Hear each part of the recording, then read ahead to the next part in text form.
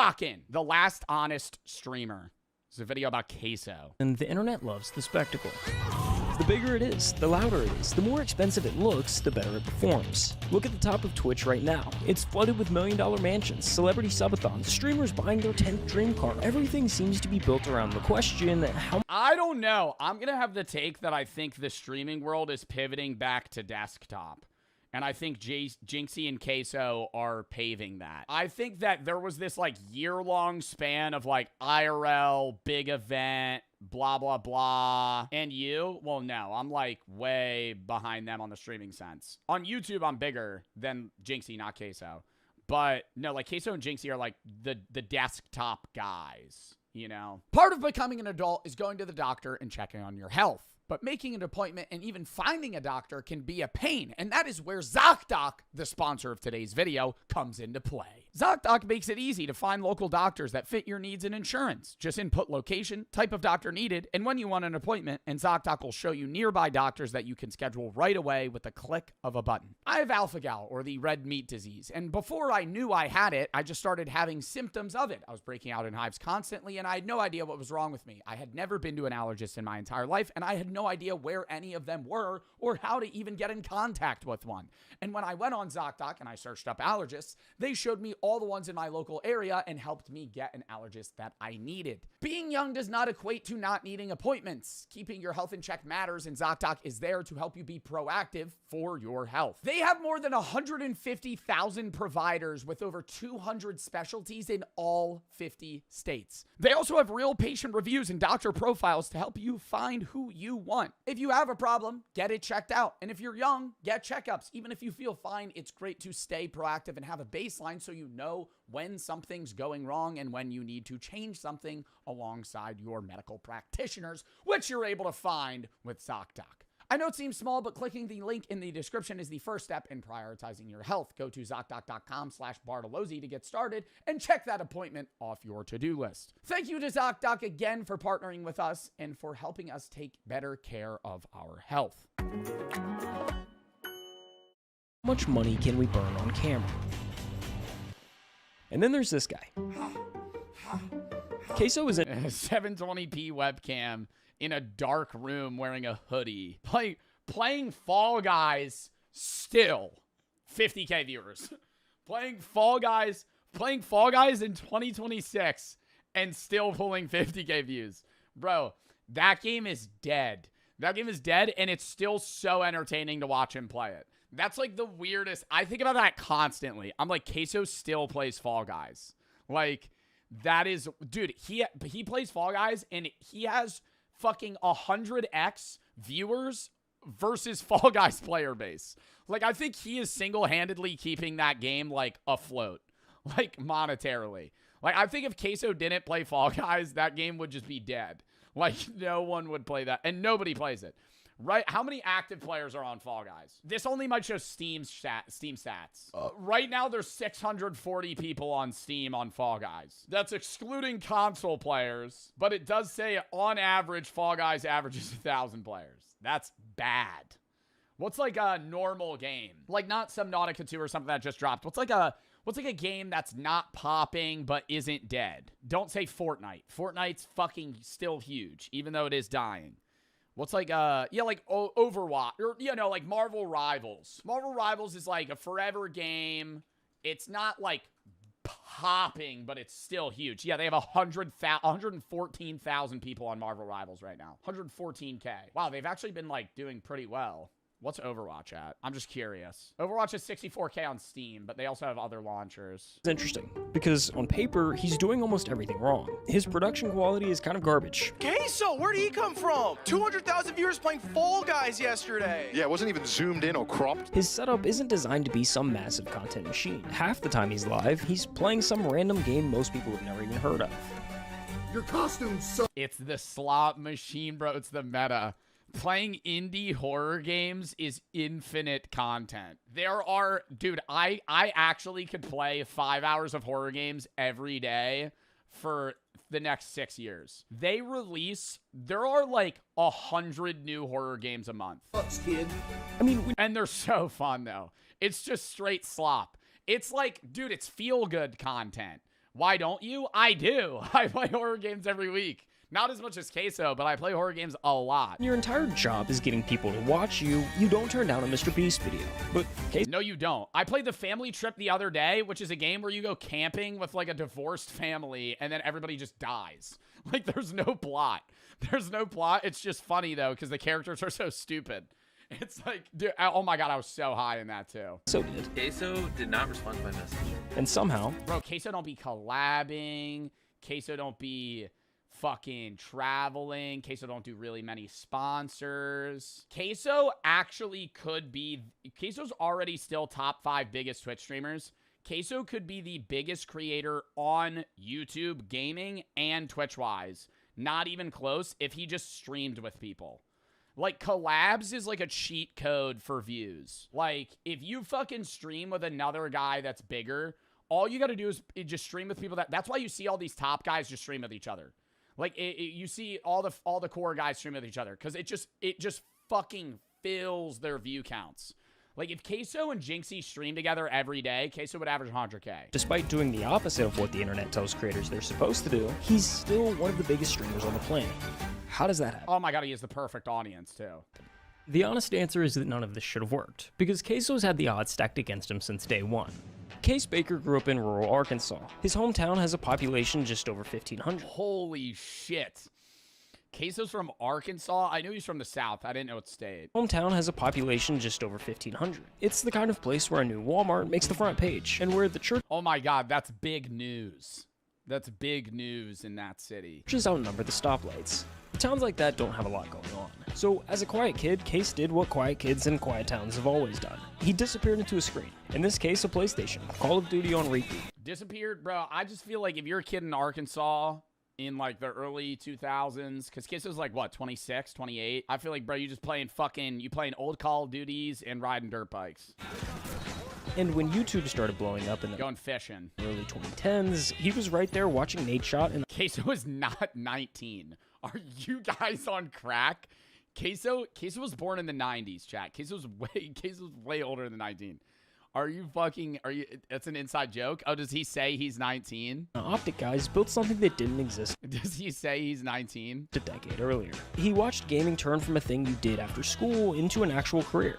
Well, how does this sound? Making a living and even a small fortune just playing video games. The biggest names were clearing their parents' annual salaries in a single weekend, and after watching that, it became Case's dream job.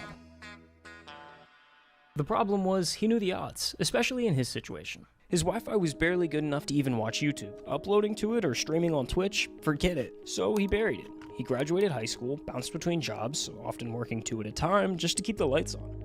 For 6 years. But I personally had to teach myself how to blink more often because I was freaking people out. And so What?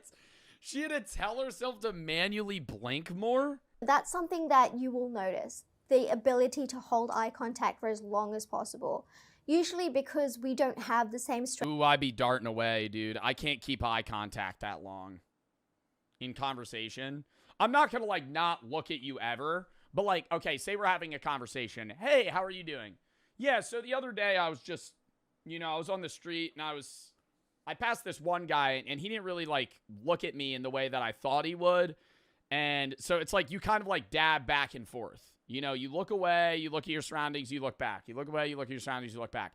When they're talking, I look directly at them as a sign of respect. But when I'm talking, I won't look into your eyes the whole time. Because when somebody's talking to you, you look at them to show that you're paying attention. That's a level of respect is like, if I'm talking, you look at me.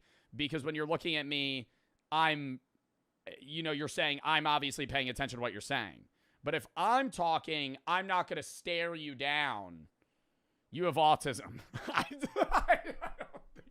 I've never been tested. I'm fairly certain I don't have autism. I am unable to look at people in a conversation for extended periods of time. Like, I would not stare at you. People were also very calm in tough situations, and we're calm when we even get like almost hit by a car, like I was the other day. My heart rate did not go up at all. So when you notice someone who is exceptionally calm, exceptionally good in stress, it's highly likely that they could be a sociopath. Well, that's what John Kiriakou, the CIA whistleblower, was saying. He said the people they want for the CIA have sociopathic tendencies. Do you have friends? I'm a sociopath. I'm not like a serial killer, okay? Of course I All right, well, we started this video by saying you kill animals that aren't cats, which is very vague.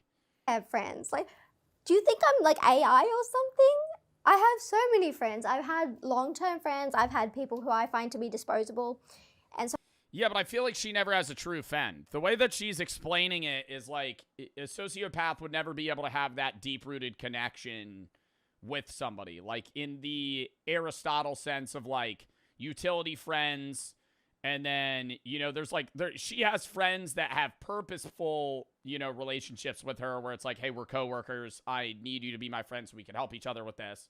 And then she has friends that she enjoys hanging out with, but it's like, the way that she's describing herself emotionally makes it seem like she could never have like a deep understanding connection-wise with another person. I've had people who I find to be disposable, and so I'll get rid of them when they stop having a use. But my real friend...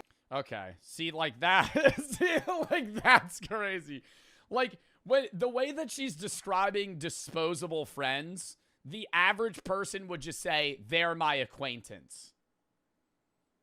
Like, I have people that are acquaintances where we are friends due to circumstance, but I would not be like, you're a disposable friend when you're no longer of use to me, I would get rid of you. I feel like that's a very cold take. Who are within the core, they get the best friendship imaginable. Like, I will do anything for these people, but... Yeah, Loki, having her on your side would be awesome. Where you'll lose me is consistency. And so whoever falls off based on that, I understand. I'd be annoyed too. But it's not a deep-rooted friendship. She's never going to be, like, I understand she's saying, like, she'll be there for you, but it's like, if you're a sociopath, you don't have a sense of empathy, you don't have a sense of care, and you're unable to do that. When your friend goes, hey, I need help moving in, all my other friends are busy, my mom just died, and I have to move out because I can't afford rent at this place, no part of you is going to be like, okay, I need to be there for this person. You would just, maybe from a calculated sense, you're like, this is valuable to me to help this person in this scenario.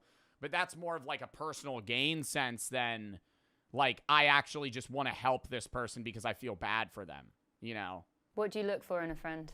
I like someone who is going to be loyal, who will not generally start fights or create a hierarchy within the friendship circle. I don't like hierarchies in those social settings.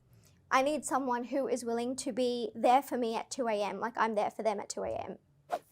See, but that doesn't seem like sociopathy. Like, if she's there for somebody in their times of need, she is showing a true caring for somebody outside of her own individual interests. What percentage of the population has ASPD? I believe it's approximately 1 to 4% of the population has ASPD. And what is ASPD? Antisocial personality disorder, chronic mental health condition characterized by long-term pattern of manipulating, exploiting, or violating the rights of others without remorse. So statistically, let's say it's 2%. 222 people in this chat show forms of sociopathic tendencies. And I would say it's probably more than that because women are very underrepresented, and that's probably because our acts are not usually violent because we are small. We don't have the same advantages of men in that domain. Is there an even gender split? No, absolutely not. Men are far more likely to be sociopathic. Men are far more likely to be psychopathic. Men are far more likely to be violent, to be aggressive, and to have the physical size in order to assert that dominance, whereas women just don't have that. Best way of dealing with a sociopath. Okay, so this depends on whether you are dealing with a bad sociopath who you want to get rid of versus someone you want to keep. So if you want to get rid of a sociopath, what you have to do is become exceptionally boring. We cannot tolerate. What? So you have somebody that like likes you and you don't like them back, and they're like a sociopath and they won't leave you alone, so you just become boring and then they'll leave. We honestly cannot tolerate boredom. So the minute you start being less interesting to us, we'll lose. Like, we'll drop you. You could become very needy, very clingy, very dull, ugly, gain some weight, that sort of stuff will make us lose interest in you. All right, well, I'm not going to get fat for the sole purpose of somebody losing interest in me. Like, what the fuck? If somebody, I feel like there's got to be better ways. Yeah, maybe acting boring. It's like, all right, yeah, maybe lose yourself a little bit. You just pick up drinking, gain 30 pounds. We are so bored as a baseline. If you bore us even more, we're going to cut you real quick. Like, you'll be out of here in no time. When you say bored as a baseline, what do you mean by that? So I get bored basically just existing. So I don't necessarily feel boredom in the way a child would, but I feel this like sense of restlessness or agitation when I'm not actively a part of something that's going to bring me success or bring me fun. So that's when I start. Doesn't that feel more like an ADHD, like, kind of energetic? That doesn't really feel like a sociopathy thing. That feels more just like a restlessness of constantly needing to be stimulated. Spending wild amounts of money, going on trips I never planned earlier, just forgetting medications and deciding to stop taking them because it's inconvenient going to a pharmacy. That boredom really gets in your bones, and then you just have to do something about it. So it's already so bad. When you exacerbate it, of course we're going to get rid of you. Did you want to kill cats as a child? Why cats? What is the, is that like a thing? Like, people have an interest in killing cats if they're like psycho or sociopaths? No, I don't think I've ever wanted to kill cats. I adore cats. I have 4 Persian cats. So no, I've never wanted to kill cats. And I'm going to be specific there, not cats. There are things I've done in my childhood, but never to cats. You can't just go to the next question. What, you can't just go to the next question and leave that on a fucking open-ended statement there. Yeah, there's things that I did. Like what? What would we kill? Were we strangling dogs? What were we doing? Were we blowing up frogs? I don't understand. Do you want to elaborate or no? You just move into the next question. Thank fuck the interviewer. Aaron, thank you. Thank you for butting in. No. I was a very violent child. Oh gosh. See, that's not elaborating in the way that, see, that's making me more curious. I didn't carry that out past approximately 12. And let's just say in India, when I visited, we visit every December. It's a lot easier to get around the law. It's a lot easier to get around even violence towards other people, towards animals. But it's never been cats. It never will be cats. I love cats so much. But, like, what, I like, that's just, like, okay, there's a difference there, though. Like, if you're killing, like, minnows or, like, fish, I feel like that's, like, not fucked compared to, like, okay, you drowned a dog or something like that. What emotions do you have? Like, the level of consciousness of the creature. You know what I mean? Like, if somebody was, like, when I was a kid, I used to kill frogs, I'd be like, nah, that's bad, but I wouldn't be, like, shocked. But if you were like, when I was 5, I strangled a dog to death, I'd go, whoa. Have you gone to therapy? Or, like, it's, you know what I mean? Like, there's, like, a level of, like, lasting impact depending on the animal. And I'm a sociopath. I'm not AI. I'm not a robot. I have all the emotions. I just don't. Wait, what was the question? Oh, what emotions do you have? And I'm a sociopath. I'm not AI. I'm not a robot. I have all the emotions. I just don't experience empathy, guilt, or remorse. I think the strongest emotions I feel are rage, contempt. Contempt is probably the strongest feeling I have. Disgust. Like, people could do the mildest thing and it will trigger disgust. Like, most of my actions are very controlled. They're very precise and planned out. But sometimes I do have a rage attack, and I worry that one day it might go too far. What does a rage attack look like? So I've been told that it looks like the soul has left my body. My eyes look a lot darker. I have previously attempted to hurt someone with a knife. I've pushed people down flights of stairs. And the rage attack is kind of like just irrational. Like, you can't talk me out of it. Like, I need the time to calm down because if anyone is getting in the way of that, they're going to be a casualty, unfortunately. Do you feel Bro just used the term casualty. joy and happiness? Yes, I do. I do feel joy. I feel happiness. I feel happy for others if they are part of that call, because I see that as myself succeeding. I also do experience jealousy, and entitlement to an extent. So it's kind of like this baseline of. I don't think that's just a sign from sociopaths, though. I think it's very common in friend groups for people to feel jealous of other friends' success, when you got to realize, like, you got to prop up your boys, you know what I mean? Like, witnessing your friends succeed, you should always be happy, regardless of whether you could still. I don't think it's bad to witness your friend succeed and go, damn, I wish I had that, but that shouldn't take away from the level of happiness that you have for a friend. Does that make sense? Where it's like, say your friend wins the lottery. You could go, I wish I won the lottery. But you shouldn't be mad or, upset that your friend won and not you. You could be like, damn, I wish I won. But you shouldn't be like, oh, okay, fuck you. Like, pissed off at them for their success. And then. Okay, not success. Winning the lottery isn't success. More so like luck, I guess. Anyone can do something like that I find offensive, and it will trigger contempt, and then that'll mean they're out of my life. I know a child with this. What advice can you give me in terms of care? Well, firstly, no child has antisocial personality disorder. All they can have is callous unemotional traits and conduct disorder, which I had. If you have a kid who is showing the kind of callous emotional traits that you would see in a sociopath, it's very important to take that child to the right sort of therapy early. Because even when I was 21, which is when I got diagnosed, my psychiatrist, he's a forensic psychiatrist, he mainly works with prisoners, he wasn't quick to give me my label because he thought, look, you're 21. Wait. Side note.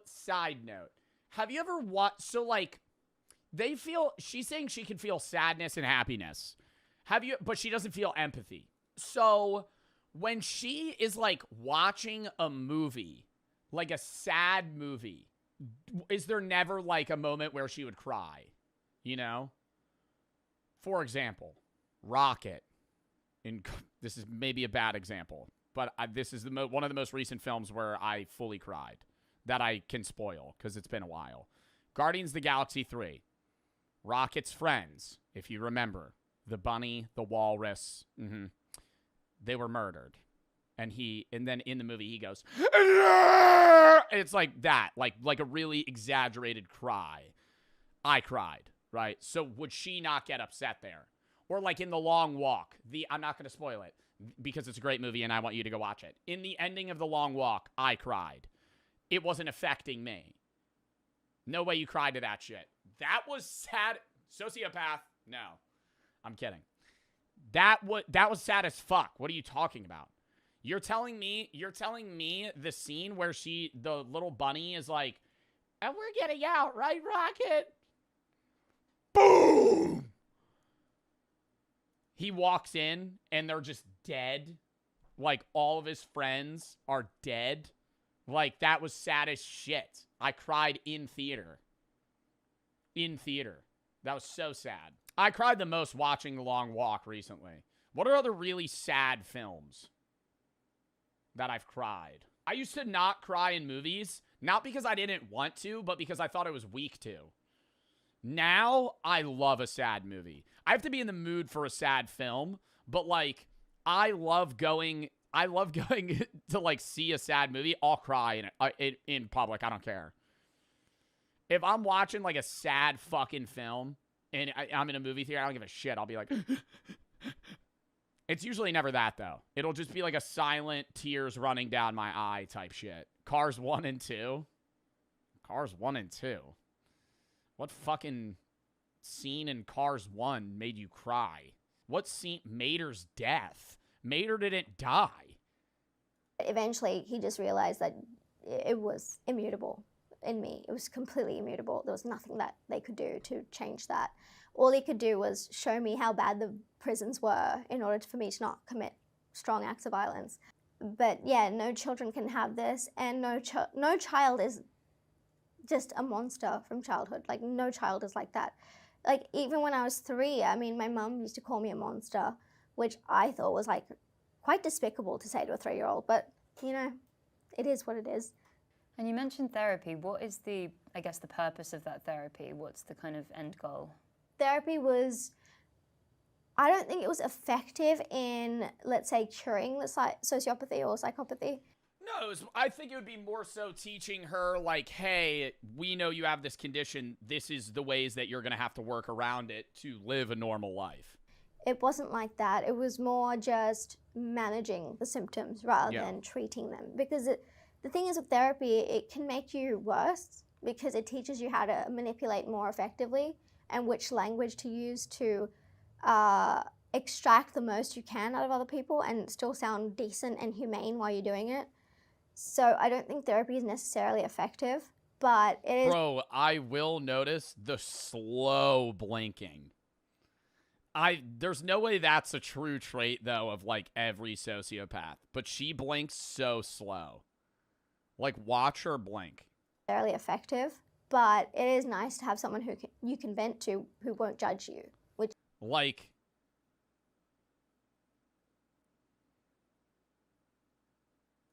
is fun. Do sociopaths thrive in leadership positions?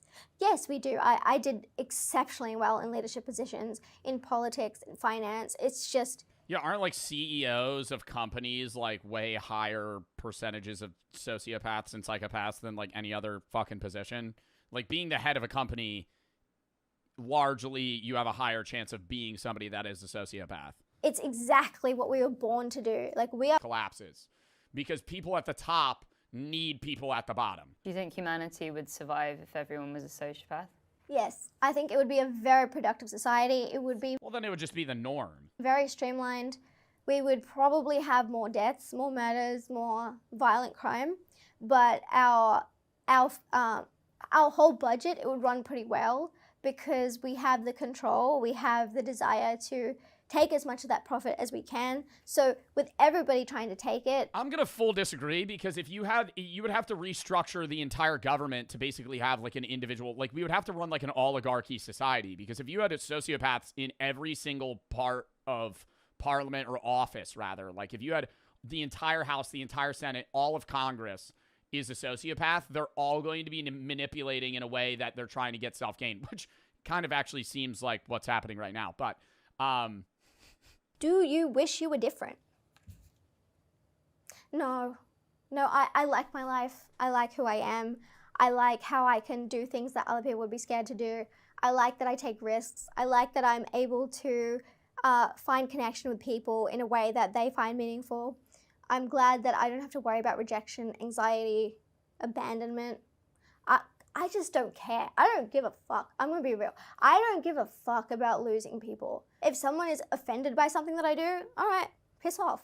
Sayonara. I don't care. If someone thinks that... Chat, for all the people that saying she's mental, she's stoned, she's not mental, she's not stoned. She's a diagnosed sociopath. This is the entire point of the video. What are we doing? What are we saying? She's insane. What is she talking about? That's the point of the video. Is she is a diagnosed sociopath. She does not feel empathy for other people. That I need them to live, I will cut you off. Like, I managed to cut off siblings who I lived in the same room, same house with. Like, literally, I didn't talk to my brother for about 2 years, and we lived in the same house.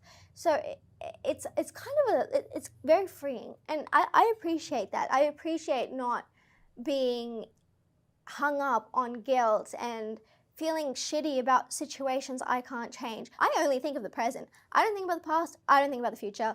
I live life properly. Have you ever... I do understand the freeing aspect of that sense. Like, she doesn't hold any regret. Like, the regret wouldn't consume her, which is good and bad, depending on what it's about. I've been in love. I've been in love twice. I'm in love now. I think for me, love is an act. It's not a feeling. I will appreciate someone's value in my life, and I will decide to love them. I will do whatever's in their best interest, because I see them as an extension of myself, and I would never want myself to be harmed. So if anyone with me is, you know, Bro, she reminds me so much of that artist from Dexter. What is that woman? What is that woman's name? From like season 2, Lila. attacked or bullied From or Dexter. treated poorly by anybody, I will be there no matter what. And yes, I would risk prison for them, because if someone's going to harm them, then I would rather neutralize that and then go to prison than allow that torment to continue. So in terms of romantic love, I think my loyalty is second to none. And if I've decided to be in a relationship with you, I will put you above all else. And I will every single day love you as an action. And I don't just do flowery words. Like, I will go out and do the exact things that make that person happy. And I think it's a more effective way to love than empaths. Can two sociopaths be in a relationship? Yes, two sociopaths actually could be in a relationship, but they would be in a power struggle constantly and like trying to outplay each other. Or they could become notorious. I just couldn't get behind the idea that you would have the worry of being with a sociopath that could theoretically just discard you at any moment and not care. Like, you could be in a loving relationship with a sociopath, knowing they're a sociopath, and then they could, like, I'm not saying they would do this, right? Because she values the idea of a relationship and values loyalty and values love. But, like, theoretically, you could have somebody that's a sociopath flat out cheat on you, not feel bad about it at all, and then just leave you. How manipulative are you? I am the most manipulative person you will ever meet. Like, I am so good at it. I don't mean to boast, but like, my manipulations are so fantastic. And I can lie better than I would say anybody. I would pass a lie detector test so easily. Wow. The lies are what makes the sociopath. The lies are the only things keeping us going. Okay, we are so good at lying. That's like our number one like hobby, our number one skill. Lying is like, it's like breathing oxygen, because it's not a lie if you believe it. Have you lied during this interview? No, unfortunately, I have been honest. As goes with the territory, I was informed that. Oh, well, this would be a pointless interview if she lied during it, because then we wouldn't actually be understanding what it's like to be a sociopath. So thankfully, or hopefully, she didn't lie, because then this was an entirely meaningless video. The eyes are pretty soulless. She matches her own description perfectly. Honestly, yeah, dude. She had very, like, cat-like eyes. I don't have the luxury of killing somebody without getting caught. Phew. Description that she doesn't have the luxury to harm somebody's crazy. All right. I gotta piss real quick.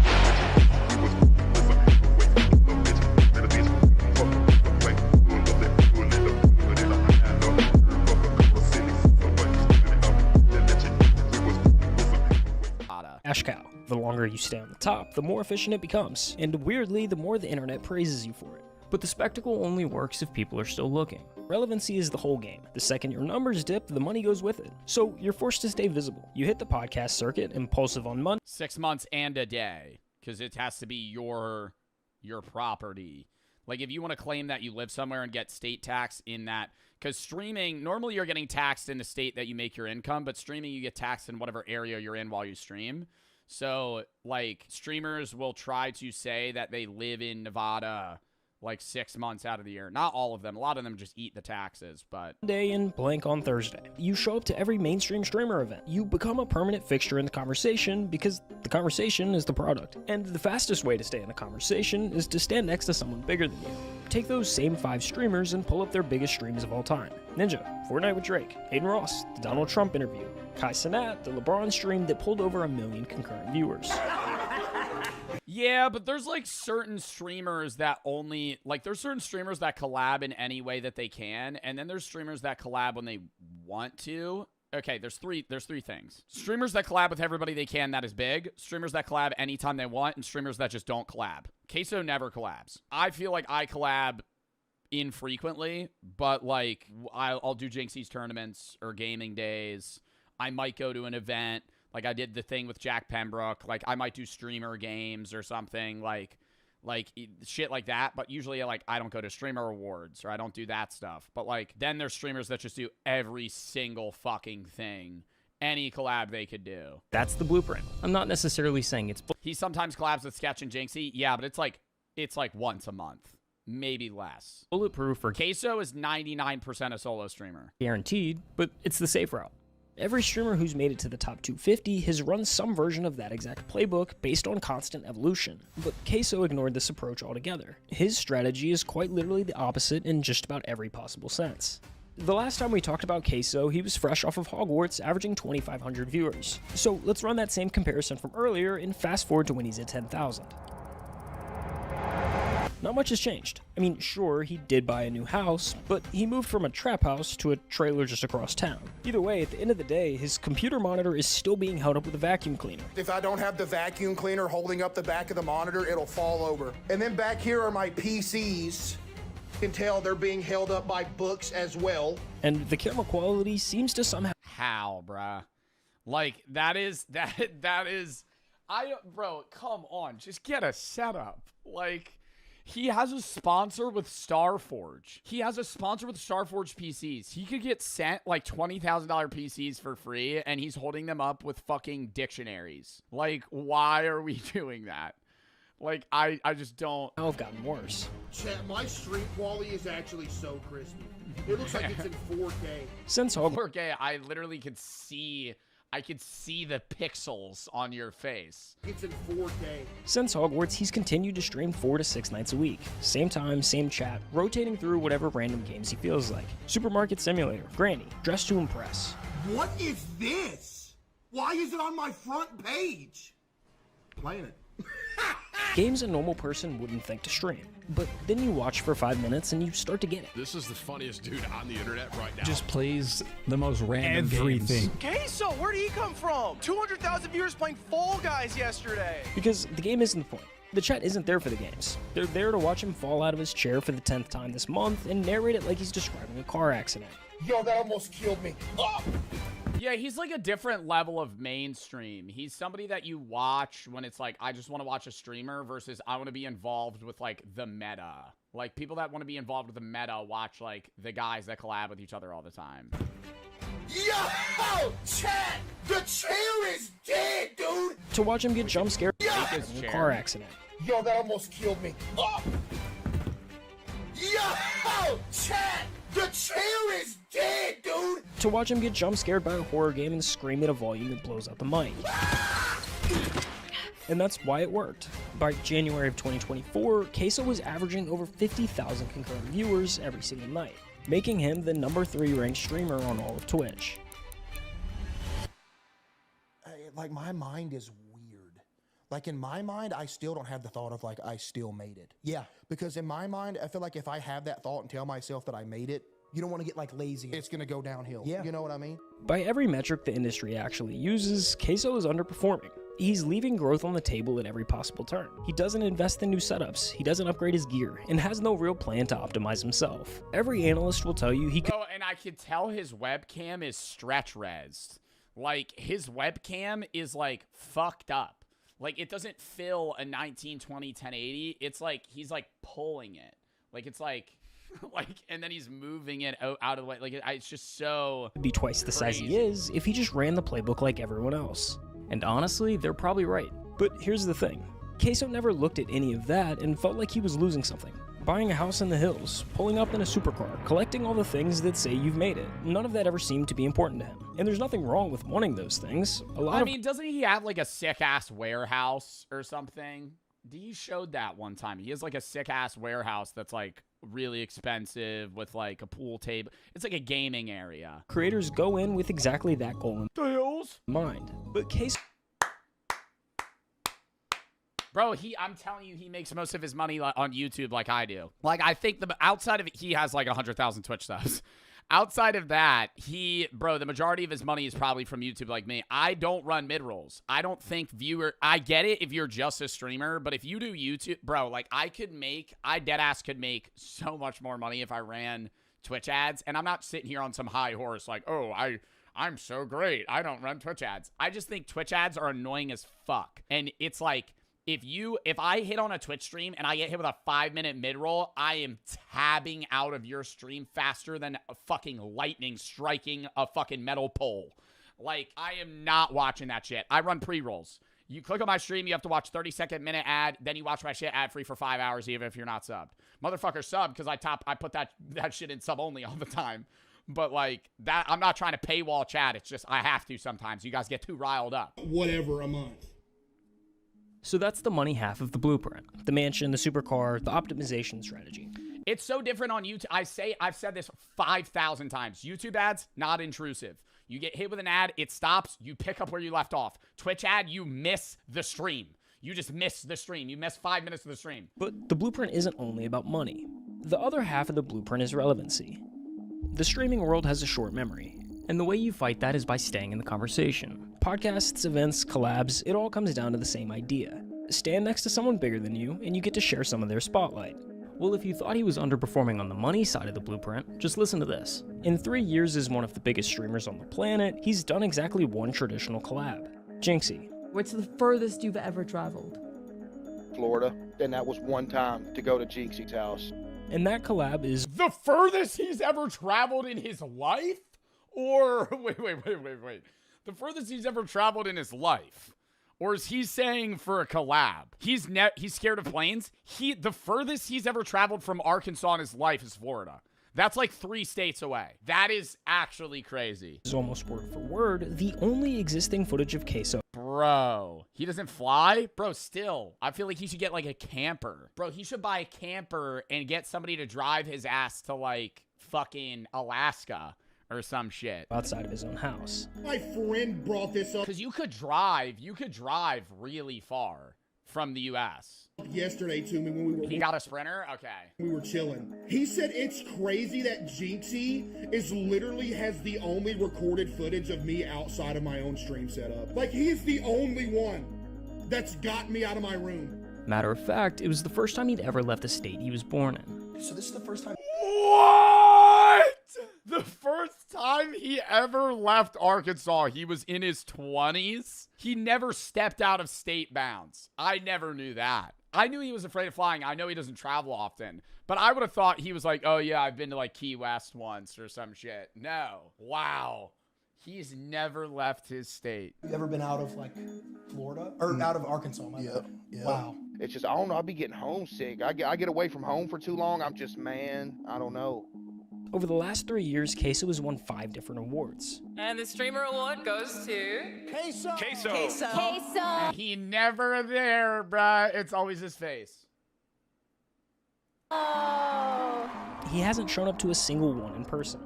I haven't. I've been nominated twice and I didn't go to either of them, bro. That's just in LA, man. Am I really gonna? I gotta fly out 6 hours to show up for 3 and then leave and fly back. Mr. Beast tweeted you. Oh yeah, I talk.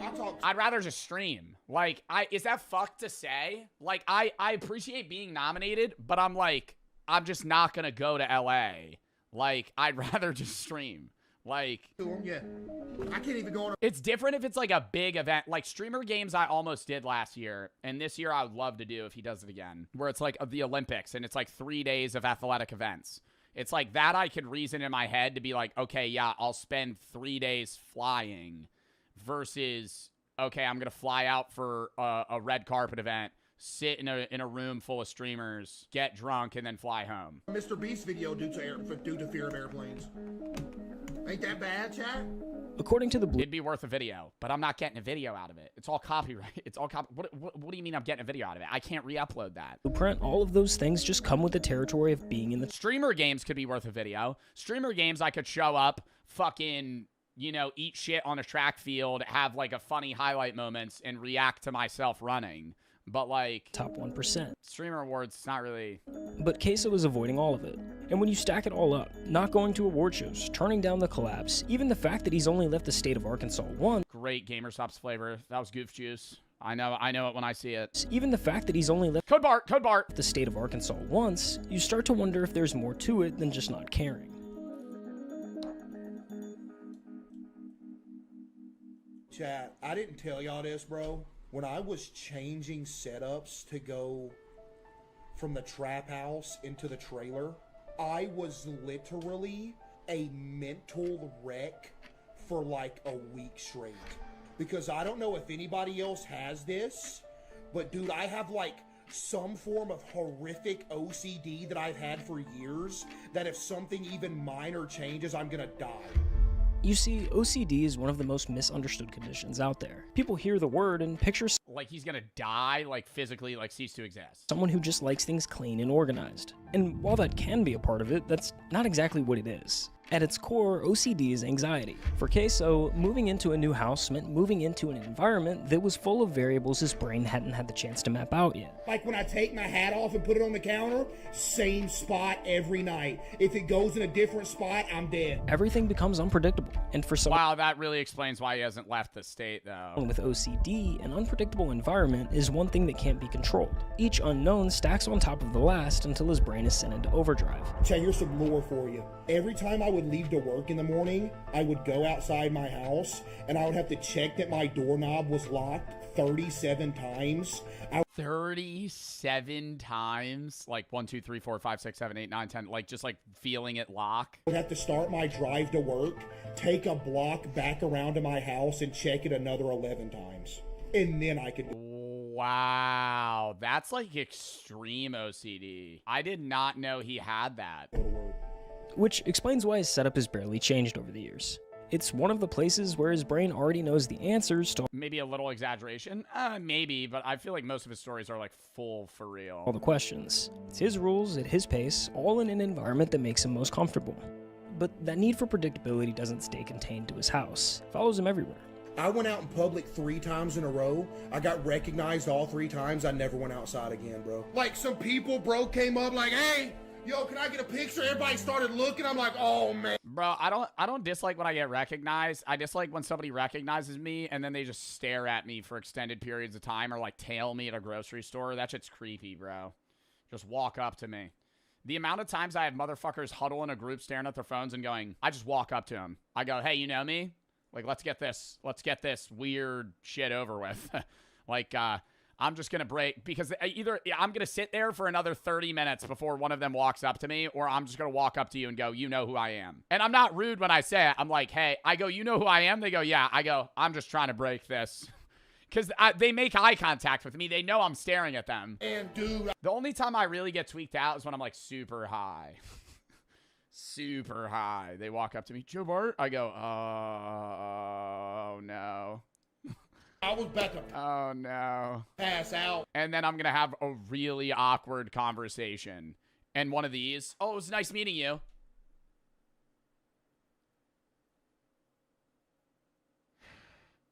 And I think about that for about 5 minutes. Man. Outside of that room, he controls nothing. Who's around him, how they got there, whether someone grabs his shoulder before he sees it coming. None of it is up to him. I don't go out in public.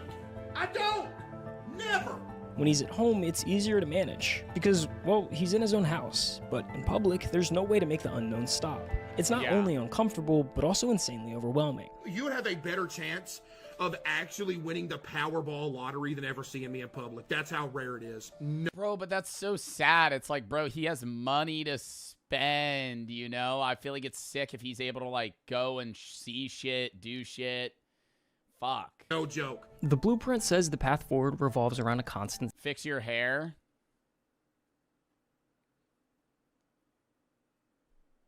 That's worse. See, you fucked it up even more, jackass. Now it's gonna sit like that. state of evolution. The more you change, the newer things are, the more excited people are to watch. What do you want my hair to be, like a perfect bullet? Like it's a Lego haircut? Just like right onto my head. But for Queso, that path has never really been accessible the same way it is for everyone else. And yet, here he is. Literally almost 1,000 away from 10 million. Oh, the cooking Say stream. it ain't so. This is a moment in history? No, this is a moment in history.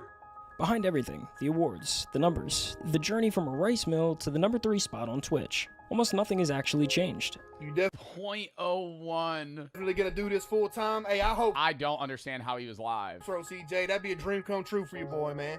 Maybe my parents don't have to work no more either. That'd be a dream come true too, bro. He's been grounded in the fact that streaming was never about being the very best. It was always about building a life worth living, for himself and for the people he loves. Wait, Mom, we're about to hit 10 million. I can't believe what I'm seeing. Oh my goodness. I can't believe what I'm seeing. We about to hit 10 million!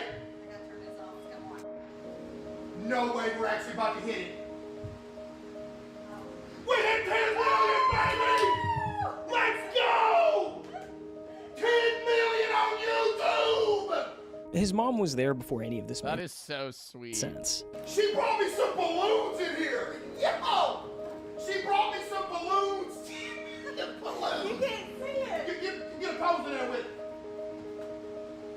Before all of the awards and money, before tens of thousands of people were waiting for him to go live, she was the Oh my god, that's so sweet. only one who pushed him to try streaming in Oh the my god, that's like a happy cry moment, bro. That's so nice. first place. That's a dadgum And his mom being so proud of him. diamond play button! You've had this? What? It wouldn't be possible without y'all, Chad. And you know who else it wouldn't be possible without? My mom. Come stand in front of the camera. Look at that. And his dad, the man who spent his whole life doing the kind of work nobody claps for. My dad, for example, like, dude, his whole life just working. He's had multiple back surgeries, multiple wrist surgeries, multiple foot surgeries, all from just working his whole life. The man he watched and worked alongside with do it with no Bro, complaints. that's the biggest thing about manual labor, man. Like, especially like union work, like the money could be pretty good, but your body's gonna be fucked by the time you're like 50, dude. Anybody that's worked in like the electricians union, carpentry, construction, it's like you could do that and then you just have so many like you have the body of like a 70-year-old when you're 50. I worked with my dad. We were both maintenance men. Maintenance ain't easy work. You know, you're crawling HVAC shit, under yeah. sinks, you're changing faucets, you're crawling up in attics, you know, all that, just nasty. The same man that taught him how to work was eventually the one who told him to quit his regular job and do what he loved. I remember the night we hit 5,000. I was like, all right, tomorrow I'm gonna call my boss.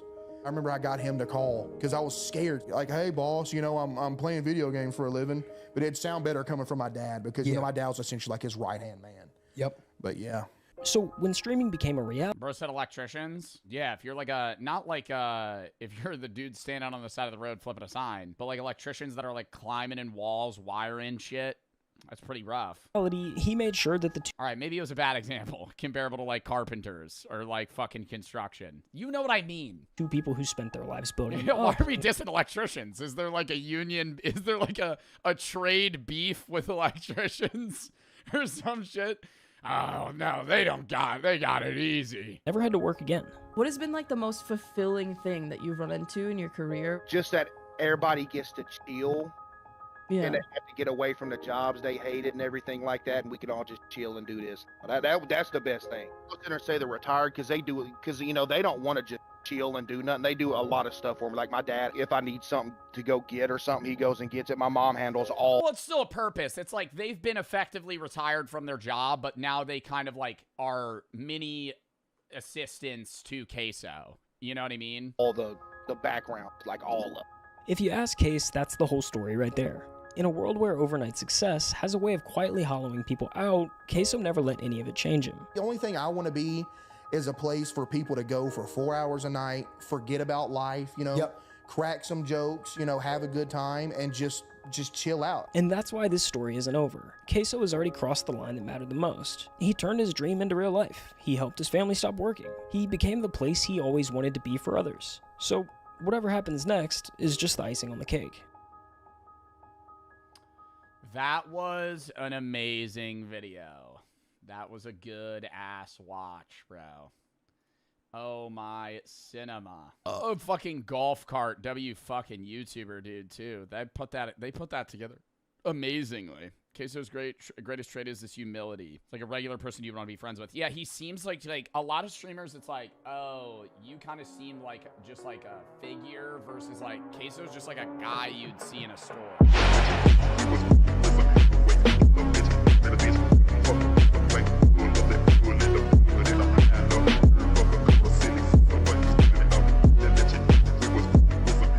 Bullying me, they're hazing me, so now I have to do it to the people that are behind me. And the fucking weirdest thing is you could get hazed by a frat member that's younger than you.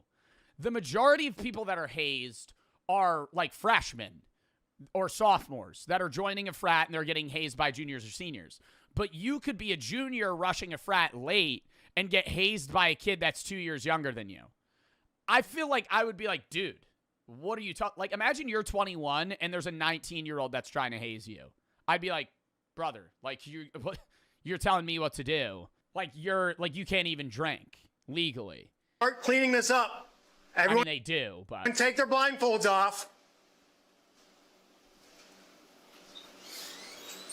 Dude, I just had a flashback memory. Sorry, I'm going to pause this a bunch. I went to a frat party in Philly one time when I was a sophomore. I wasn't 21. And it was like two frats. There was two frat parties, and we went to both. And the second one, it was packed in this outside area, and it was so loud. And the cops showed up. And I was in the back. I'm not advocating for this, by the way. I was in the backyard with a few of my friends and a few people that we had met. And a cop walks out onto the porch, which is like, it's like this balcony that's above everything. And he goes, and he starts screaming some shit. I just hopped the fence. I darted. Everybody just, I saw like 4 people hop the fence, and then it was like a wave, dude. Everybody just ran. I just got out of there. I mean, I just fucking ran out of that shit. And then we walked back. I ordered Taco Bell, and then I passed out. That was bad, too. There was a few frat parties I'd gone to. The last frat party I went to was my junior year. I didn't go to any my senior year. I went to a frat party my junior year, and this guy recognized me, and he was on like 3 different drugs at once. And he was like handing me these open drinks, and I just took them. And in hindsight, I was like, wow, that was like so stupid. Because he could have put anything in there. Anybody could have put anything in there. It was like an open beer that they would be like, dude, Joe Bart, here's a beer. And I'd be like, oh, thanks, man. Fucking just drink that shit. They could have just drugged me. Never got drugged at a frat party, though. But then I did get drugged at Barstool in Philly. So. Commands to clear the room and get out of here. Fuck that place. Never go there. But no one's moving. Apparently they're taking this pretty serious. Yeah, I guess. You in charge? You said. Still haven't found out who's in charge? Might want to ask our house dad.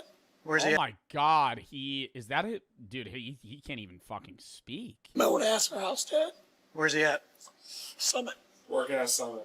House dad? Summit, that's cool. So, you have obviously, someone else yeah, coming here? lieutenant's coming. Okay, cool. Yeah. Definitely figure out why you wouldn't let me pass you initially. What's crazy is this cop's probably only like 3 years younger than this dude. Questionable. Yeah. I get it.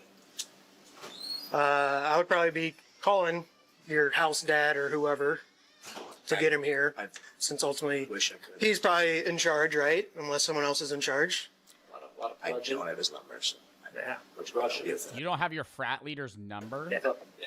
Do you guys know how the fire alarm guy set off? Or just from it's manual. Goes off. So it's this one in the hallway here. How it got set off, I'm not sure. Yeah, like the cops can't just walk out. There's 40 naked guys in the basement. They're just supposed to be like, all right, well, there's no fire. I don't think it was down here. It's upstairs. I can tell you it was this one. It was really? Yeah. I don't know where they're supposed to stay.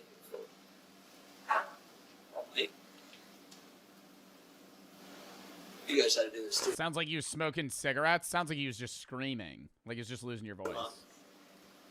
Yeah. I don't know what this is. I mean, it's not like you guys didn't know there was 15, 20 people down in your basement. Come on. It's not that dumb. It's fine. I'm getting a little frustrated. Dude, it's like this weird, awkward silence because nobody knows what to do next. That no one's telling me who's in charge of what's going on. I mean, can we get the fucking half-naked guys that are covered in mud and piss with blindfolds on to walk out? Like, they're just standing there while everybody talks. I'd be like, hey, can we, like, go upstairs or outside? Like, why are we just, like, sitting here having a chat? The frat can't be mad at you if a cop tells you to leave. That's the line, man. I understand it's like you got to listen to, like, your frat leader, but I'm like, dude, if a cop's telling me to fuck off, like, you leave. I can help you out, but I'm not in charge. I'd like to help you, but I'm not in charge. Yeah. I mean, we asked you to call your house dad. You said, I don't have his order. Like, How do you not? He's your house dad. How do you not have his number? Okay, and what are you doing here? He's a live-in. He lives upstairs. Oh, so you do live here? He lives here. Yeah.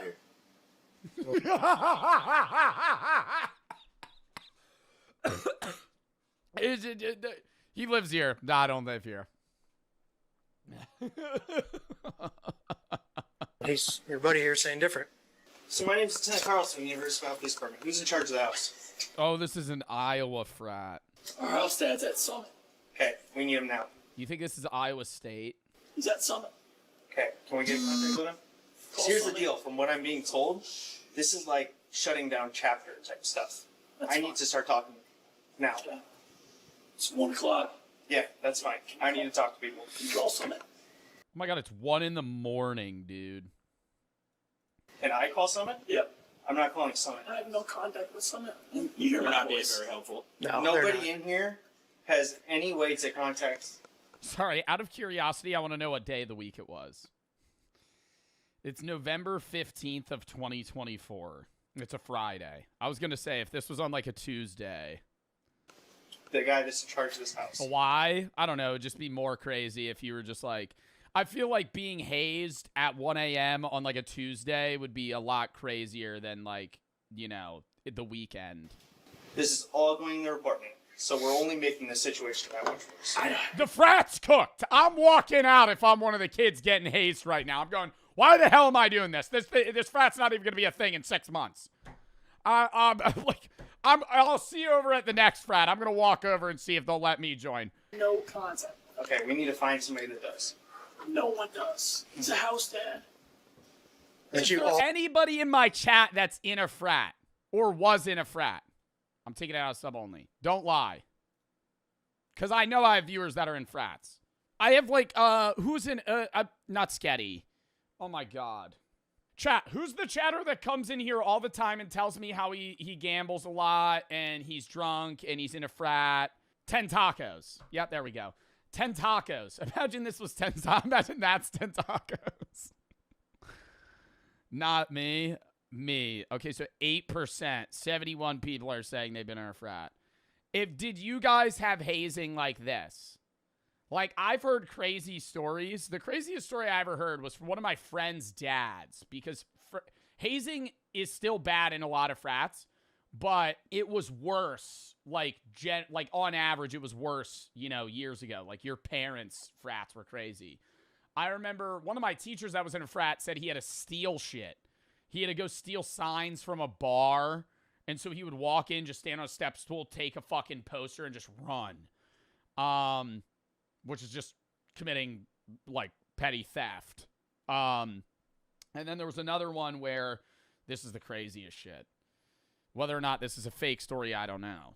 They would stand in a circle, and there would be an Oreo in the middle. And they would all have to, you know, choke the chicken.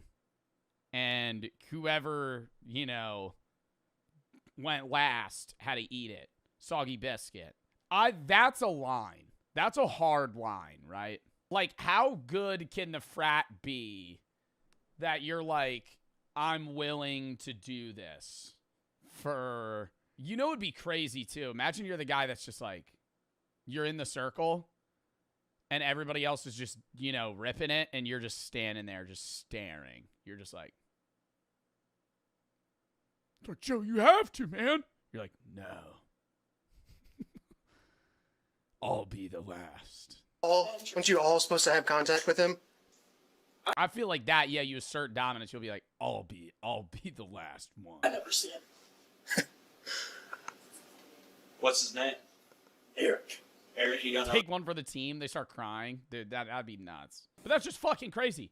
I'm like, I understand there's a level, and we were just watching a video about how, like, people in a higher position of power than you telling you to do something, so many people just do it, especially if the people around them are doing it. But I'm like, this is hazing, but like, I get the kids going, yeah, I'll stand shirtless, covered in mud in a basement with a blindfold on, right? Like, they're not hurting me, but it's still fucked, right? But the second they're like, all right, you guys got to walk in a circle and grab each other's dicks, I'm like, no. No. Sororities would do crazy shit too. I heard about one called Coker Blow, or Blower Blow. One was cocaine, the other one was something else. Oh no, you're just blocking the door so we can't see you live here. How does nobody live here then? Just hanging out. Frats notoriously are talked about in the hazing sense the most, but sororities also haze their members. No, you tell me. No, you tell me. I don't know. You go to University of Iowa? Yeah. You do? What's your major? Business. Business? What's your name? Why? Just wondering what your name is. Jose. Jose? Jose, what's your last name? Why? Just wondering who I'm talking to. I want to tell you that. I don't want to tell you that. Okay. How old are you? 21. What? He's actively drinking alcohol. Oh my god, he's drinking a Bush Peach. All right. What's my ID? Yeah, you got an ID or anything to prove?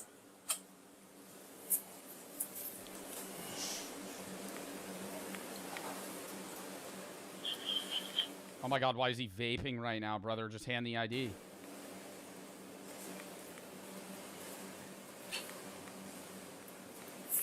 I think it's fake. Huh? I think it's fake. You think it's fake? You think it's fake or you know it's fake? There's two different things. Is he trolling the cop right now? I think this guy's rage baiting a police officer. Campus 142. I think it's fake. I would check it if I were you. One by deal number at Iowa when you're ready. It's definitely not Jose. I go by Jose. I need to talk to these people over here. I need to step over here. I'll step inside. Okay. Oh, did they clear all the guys? Oh, nope. Is anyone in here that needs medical attention? Is anyone here that is against their will? Is there anyone here who is not participating in this? I.e. a leader? Is there anyone with any sort of physical injury? Oh my god, you're one of the leaders? Bro, that's a crazy tactic I didn't even think about. You're one of the leaders in the basement actively hazing the guys, and then you hear the cops and you take your shirt off, cover yourself in water and mud, and put a blindfold on. Just stand there. Just act like you're a part of it. Holy shit. No. I'm almost. Huh? It's almost like this about with the guy standing here.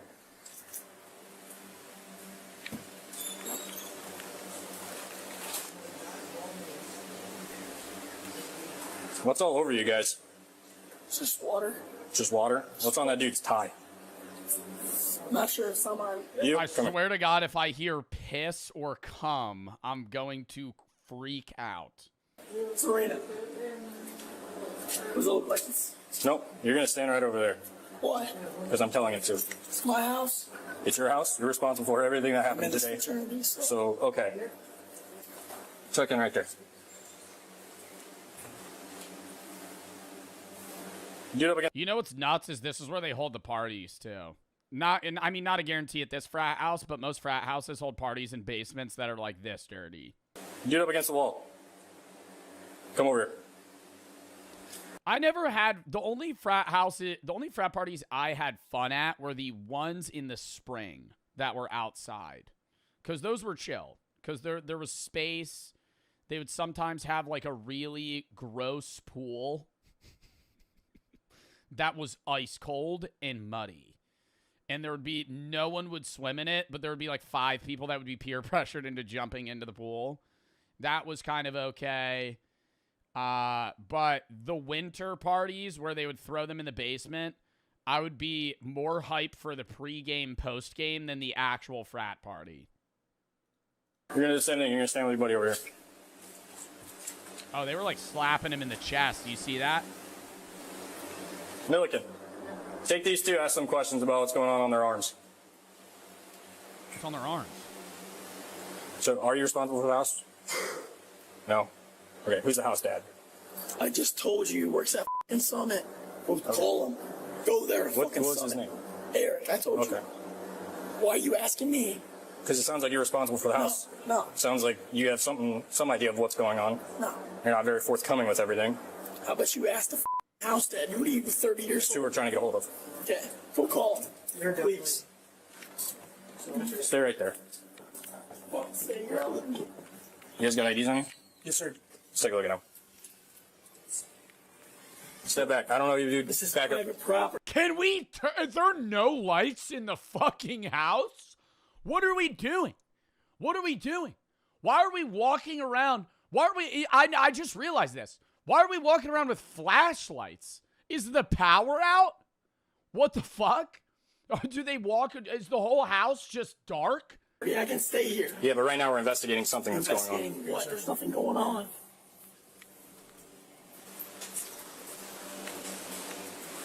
Dude, they were definitely playing like Crazy Frog on that shit. Full blast, too. Does anyone want to be forthcoming on what's going on? Anyone? Because you got to see it from my perspective. What the did I just walk into? Celebration. Nobody? Celebration or what? Of life. Okay, sweet. Yo, that's making it sound so much more like a cult. Oh my God. A celebration of life? They were blindfolded wet in a dark basement. What are we doing? Celebration of life. Dude, what's nuts is I didn't even think about this. The guys that are getting hazed are probably like really drunk. There would be ones where it's not like a case race, but they would segment you into groups too, and you would have to fit. It depends on the frat. They do different shit because they just come up with whatever they want to fucking do. I'm just telling you stories about what I've heard, where it's like, because I have friends that have been in frats too. They would give you, I don't know if this counts as hazing because they could say maybe it's partying, but they would all give you like the pledges. You know, they'd split you in groups of 5, give you a 24 rack of beer, 2 bottles of wine, and a 5th of whiskey, and go, you got to finish this by the end of the night. And so it was like, all right, you know, oh my God.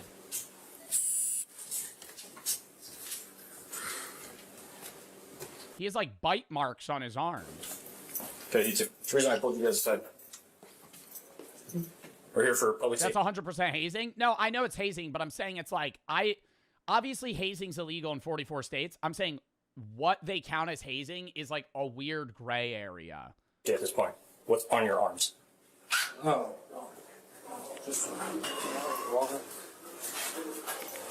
Where are you guys going now? They kind of look like they're covered in oil.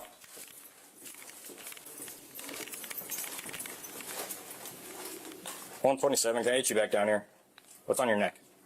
I don't know. I can't see. What is that? What is that? What is that dried stuff on his fucking neck? That looks like blood, is it? Shine your light. Is it blood? That's what I'm asking. Want to taste it? No. Okay. Do you see why we're here? Why we're asking questions? I don't know. You got the wrong guy. I mean, bro, we're not getting kudos points right now for nodding along with this.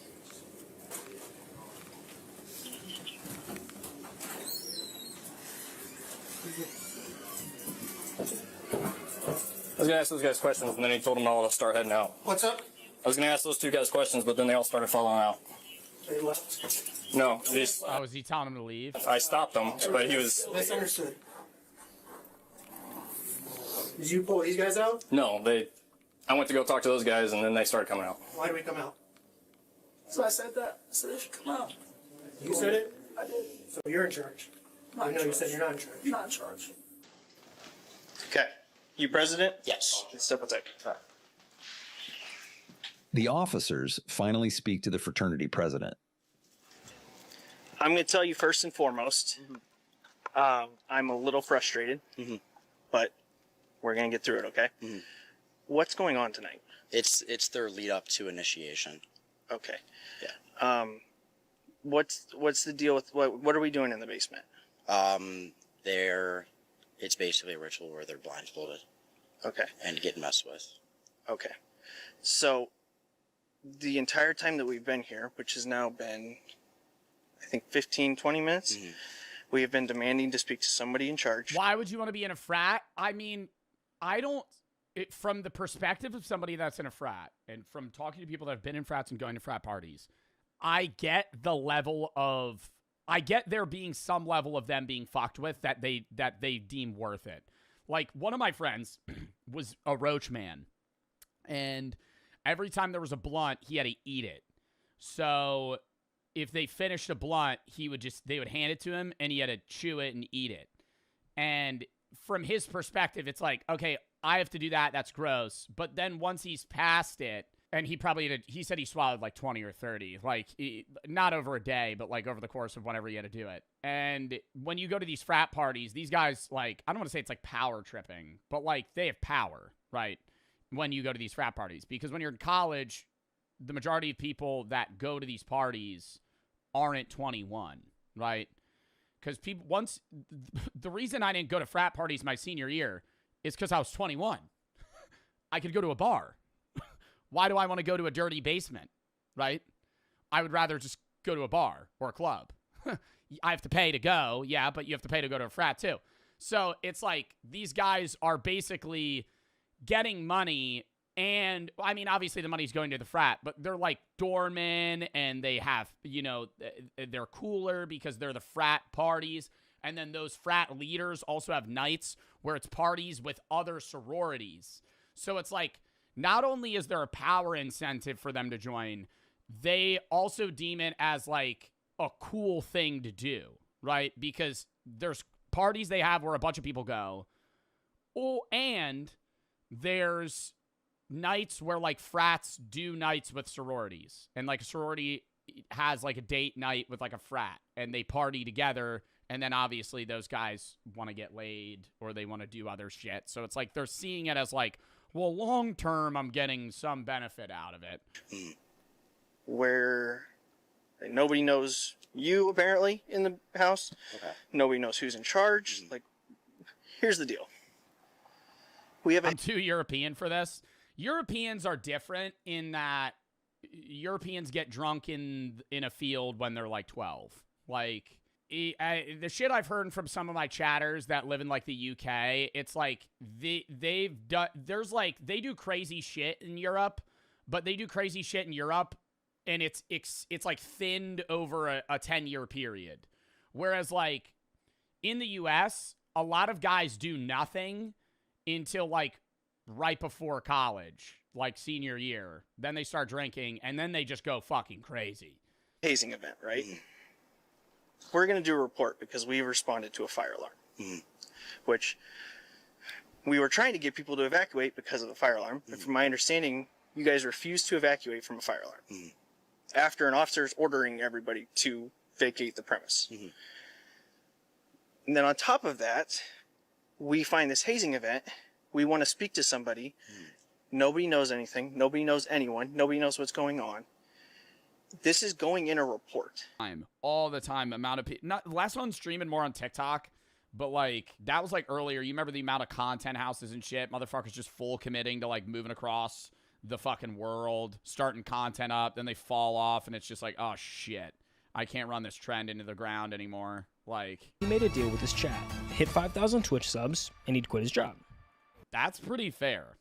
Because that was probably pre $3 split. So if he hit 5K subs, he's making 10K. He's making what, 10,250 a month? Or no, 12,500 a month off subs. So he's making like over 100K a year.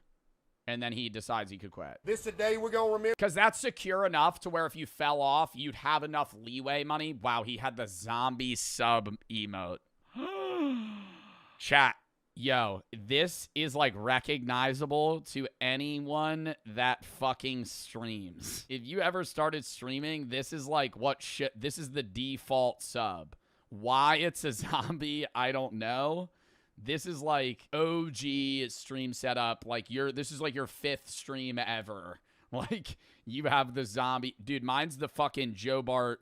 Mine's still the old one. I don't even know if my alert box works anymore. How do I test that? Cool, it's and Finn for the sub. IX, Nell, Alex. Oh, there it is. Oh, there it is. I used to have that. I want to say, appreciate how much you are. Keep up the work. Oh, no. You can't have TTS. TTS can be really bad. No, I'm not keeping that shit. It's so distracting. It's so distracting. I don't have my alert box anymore. Remember forever, you feel me? This a day we gonna remember forever. I could do a TTS day, but people just spam I. That or they say like some crazy shit. I don't think there would ever be a problem with TTS. There 100% would be. Max up for the sub. You know I love y'all, man. Thank you, bro. It's all y'all, you feel me? Thank you, man. Full-time queso in the building, and I'm laying in their mouth, too. Within just a few weeks, it was a done deal. Case's fan base was new, but dedicated, and they wanted to see him pursue this thing full-time. Like I said, I've been dreaming of wanting to, be a streamer, a content creator since I was 13 years old. I finally took the leap, bro. I finally took the leap, and y'all can't. I never dreamed. I never pursued being a content creator, but I always used to commentate my own Clash of Clans gameplay on the toilet. Came through for you, boy. I remember wanting to be like a gamer, but like mobile games. I remember I was like, damn, dude, how sick would this be to be like, yo, y'all remember the OG Clash of Clans creators? They would gem their town hall to like town hall 10, and I'd be like, dude, if I had the money to make that a YouTube video. For real, y'all came through crazy. All right, guys, so we're gonna be doing a Hog Rider build today. Now, it wasn't all sunshine and rainbows from here. His internet was still garbage, like genuinely bad. Streams would lag or even just end because the connection bottomed out. Do you see what I deal with? And when you're trying to build an audio... Holy shit! And when you're trying... Was that download or upload? He has 1 megabit per second download. Connection bottomed out. Do you see what I deal with? And when you're trying to build an audience, that's the kiss of death. If your stream ends, they move on to the next. What does that mean? To download Call of Duty would take like 6 days. Eventually, numbers started slipping. I don't even know how he was live. Like, I don't know how he was broadcast. Well, streaming's upload speed. But him having a 1 download, I don't know how he was streaming. For a couple months, it looked like maybe the whole thing was a fluke. Maybe the bubble had already popped. You know, I seen the numbers when I very first started. You know, the hype was there because I first blew up. Had like 800 viewers every night. Then y'all seen it dip to like, 100, 150. I was like, I gotta do something different or it's gonna go under. Then he picked up a different game. Hogwarts. Oh my god, Hogwarts Legacy is when he blew up, and that's like not that hype of a game. I remember seeing his Hogwarts clips on TikTok. Legacy. It was kind of a weird choice. It had a totally different audience from the 2K crowd he'd built, but he streamed it anyway. Clipped a moment and posted it to TikTok. Wasn't that like a bad game, most people would say? I feel like that game didn't do that great. Well, I see the sun That's even more shocking. peeking through the window a little bit. Sleep schedule gone now. Gotta make Hufflepuff proud, though. Hey, it is. I want to look at his Twitch tracker. Here's mine for fucking perspective. This is like every month you could see where the views up, down, up, down, up, down, up, down, up, down. You usually have dip months, peak months. Like, let's look at Jinxie too. Jinxie was bottomed out for like 3 years. And then right around here, he just starts peaking. Jinxie's in like second arc right now. What is that face? What is that? What is that face he's making right now? Looks like a Queso. Wow, Queso's like the most consistent creator ever. Like, yeah, 600 views first month. Dipped down to 189 average in January of 23. And then he hit in January of 24, he hit 56K, and he has literally averaged that every month for 2 years. Wow. 60 seconds? Bro, he has like 1,000 hours in that game. Well, now it's probably a yearly salary a day, but I'm saying when he had 2,500 viewers, he was probably making like 300K a year. Heavy, I mean it. At any given moment, there are about 3 million users on Twitch watching content. When you break down the viewer distribution by channel rank, the picture gets pretty clear. Out of the millions of channels on the platform, the top 250 pull over half the viewership. That's the difference between level 2 and level 3. While it seems like the easiest jump on the ladder here, it's actually the most difficult. There's a specific blueprint nearly every streamer has followed to make this jump. Here, I'll break it down for you. What you're looking at right now is 5 of the biggest streamers on the planet. Each at the moment they were averaging exactly 2,500 viewers. Pay attention to the setups. None of them are exciting. The rooms are pretty basic, the camera quality kinda sucks. There's no production value. They look like what they are, just guys streaming from their bedrooms. Now fast forward to when those same Speed lighting off fireworks in his bedroom. streamers are pulling 10,000 viewers a night. Everything's changed. The lighting's dialed in. The cameras are crisp. The room Lighting is still not dialed in on Speed's camera. Speed at 100K viewers on a webcam. The cameras are crisp. The rooms look intentional. This is the blueprint kicking in. And it all starts with one realization. At this level, streaming isn't just a job anymore. It's a business. And like a business, the goal is to make as much money as possible.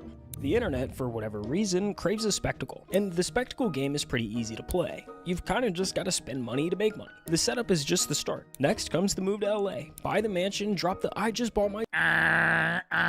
That's where I disagree. Next is the move to LA. The gun goes off. Nope. Dream car video. Hire a dozen editors to pump out clips around the clock. By the time you're clearing... Now in the streamer days, it's you move to Austin, Texas. That's where every fucking streamer on the face of the earth lives.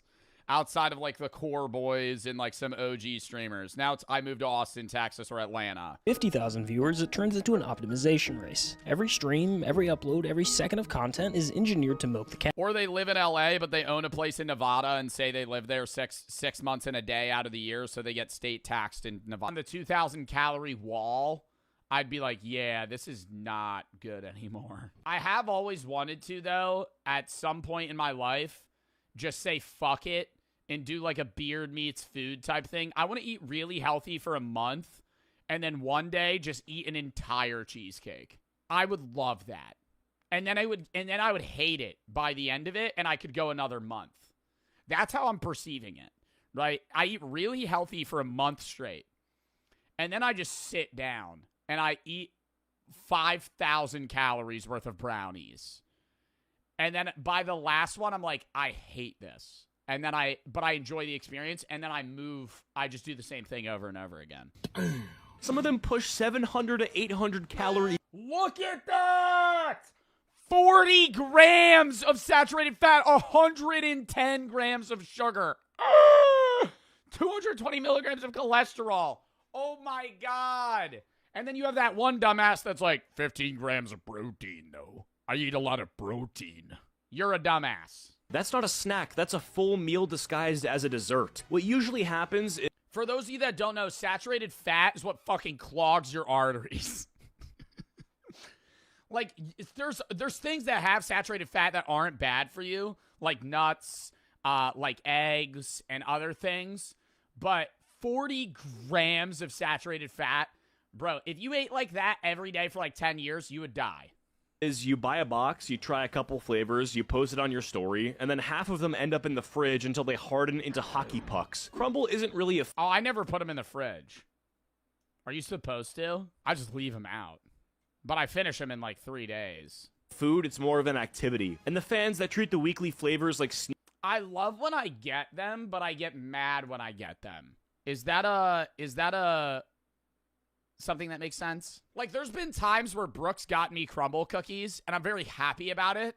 But in the back of my head, I'm like, damn, I know I'm going to eat all of these. And then you feel guilty about, like, eating all of them, you know? Oh my God, Fruity Pebble cheesecake is back. Cool, but it still tastes like every other crumble flavor. Sugar, stacked on sugar, with some cereal thrown on top. So, yeah, crumble isn't terrible, but it's nowhere near worth the hype. It's like... Bro, just get four chocolate chip cookies. That's all you need. Next up is matcha. Matcha went from being a traditional Japanese tea to TikTok's favorite personality trait. Yeah, I gotta let know something, man. I'm a matcha now, man. I like this shit. It's cooler, it's smoother, it's matcha. Well, isn't most matcha that they sell at like Starbucks and other places not really like authentic matcha? It's just like flavor blasted full of sugar and other shit. Like, it's not real. Like, you're not just drinking straight up matcha. You're drinking like the Americanized version of matcha. Every influencer is holding a $7 green latte like it's liquid enlightenment. And here's the thing, it looks cool in photographs, it looks nice, but the matcha that most people drink tastes like chalky grass. Like, let's be real, half the matcha lovers aren't in it for the flavor, they're in it for the aesthetic. It's the official drink of... It's not even in it for the flavor. Like, I don't drink matcha, but I like other teas. I like shit that tastes bad, but makes me feel healthy. Like, that's a bad way to gauge some things. But generally speaking, I think the worse something tastes, the better it is for you. Like kale or spinach. Like, stuff like that. Oh, that's disgusting, but it's really good for me. What about vodka? Okay, no. Never mind, you have fucking thrown a wrench in my wheel. My entire theory has been disproven. I am wrong, and I will admit that. One word, you just disproved me. Yeah, vodka's bad for you, and it tastes like shit. I need to look productive in a coffee shop. And the way it's marketed is hilarious. People act like matcha is a miracle potion. You know, it boosts energy, clears your skin. It adds 5 years to your life. Meanwhile, you're drinking 2 scoops of green powder whipped into milk and sugar. Like, that's not skincare. Again, that's just like diet Starbucks. It also got TikTokified into everything. Matcha cake, matcha donuts, matcha ice cream, matcha protein bars. At this point, matcha isn't even tea. Matcha protein bar? That sounds fucking gross. It's like a flavor filter that brands slap on products to upcharge you $3. So, like I said, it's like crumble. It isn't awful, but I hate that it's just plastered everywhere and it's been made into everything that it's not, like cookies and ice cream, you know, just let it be tea. Also, we need to stop pretending that it's some divine superfood, you know. Well, I think matcha is kind of taking the place of pumpkin spice to a degree. I think matcha is kind of like a trend flavor that will kind of fade in and out of existence depending on the season and the vibe. It's not really, and I think, yeah, people do like it because they think they're being healthy, and most people don't understand how to read, like, a label. Most of it tastes like lawn clippings with oat milk. The thing about matcha, too, is it didn't just become a drink trend, it also downgraded into straight brain rot. Like, people will just say matcha out loud the same way they spam skibbity or gyat. No context, no setup, just random noise to fill space. Like, yeah, a random noise to fill space, I think that's really like the 6-7 meme. Really like the 6-7 meme. I genuinely believe there are, like, 30% of Gen Alpha kids that probably sit alone in their room and just go 6-7, 6-7, 6-7, 6-7, 6-7, 6-7, 6-7, 6-7, 6-7, and they just like spam say it. When you have like a song stuck in your head, it's just like the demons in the back of their brain are just like forcing them to have 6-7 as the front of their mind for the next 2 years before it is so burnt out that their neuro connections can't stand the fucking thought of 6-7. I saw somebody the other day in my chat say, why don't you lean into the meme? And I thought about it for a bit, but I don't think anybody would recognize that I was doing that. They would just think I'm cringe. I really think I could do what teachers do to their students and make things really cringe. Like, I could lean into the I've been in the hills joke. I could lean into the 6-7 meme, like, so heavily that it ruins it. But I should have done that, like, years ago, you know? It's too late now. Because then it would be obvious that I'm leaning into it for the purpose of people stopping. Please do it. No, I would hate it. Dude, realize that if I had to lean into that meme, the entire month of me having to fucking nonstop be like, 607, 67, 67, 67, 67, 67, and just fucking, like, actually act like I enjoy the meme, it would be unbearable. You'll see a video of someone's cat knocking over a cup, and someone will just write, oh, matcha. Like, again, like, it just means nothing. It's just the internet's new sound button. That's how you know a word has officially died, when it stops being used for its real meaning and starts getting thrown around as noise. It's cooked when matcha went from a tea to a meme to brain rot in under a year. At this point, people don't even drink it anymore. They just yell it like it's an inside joke with the entire internet. All right, next we got to talk about the Stanley Cup craze. So this was literally... Oh, no, Kim Kardashian did kind of ruin the 6-7 meme on Jimmy Fallon. I will say that. Did y'all see that clip? Because it was so pre-staged, and she goes, 6-7? And Jimmy goes, oh. And she goes, I brought it back. I'm Kim Kardashian. You know what else I'm bringing back? And then she dabbed. And I think part of my brain died for like a few days after that. Got to talk about the Stanley Cup craze. So this was literally... Stanley Cup craze can be boiled down to just any fucking mug. Whether it be Yeti, Hydro Flask, or Stanley Cups. There's always a phase going on with, like, what type of insulative cup you have And that changes every year. Just a water bottle, but the internet turned it into a cult. People lining up outside of Target at 6 a.m. like it's the PS5 drop, all for a cup with a handle. The funniest part is, it's not even special, doesn't make the water taste better, doesn't hydrate you faster. It's a part of an aesthetic. It's the kids specifically want it so they could go to school and with their fucking 42-ounce Dunkin' coffee. Meanwhile, they don't need that much coffee. They're going,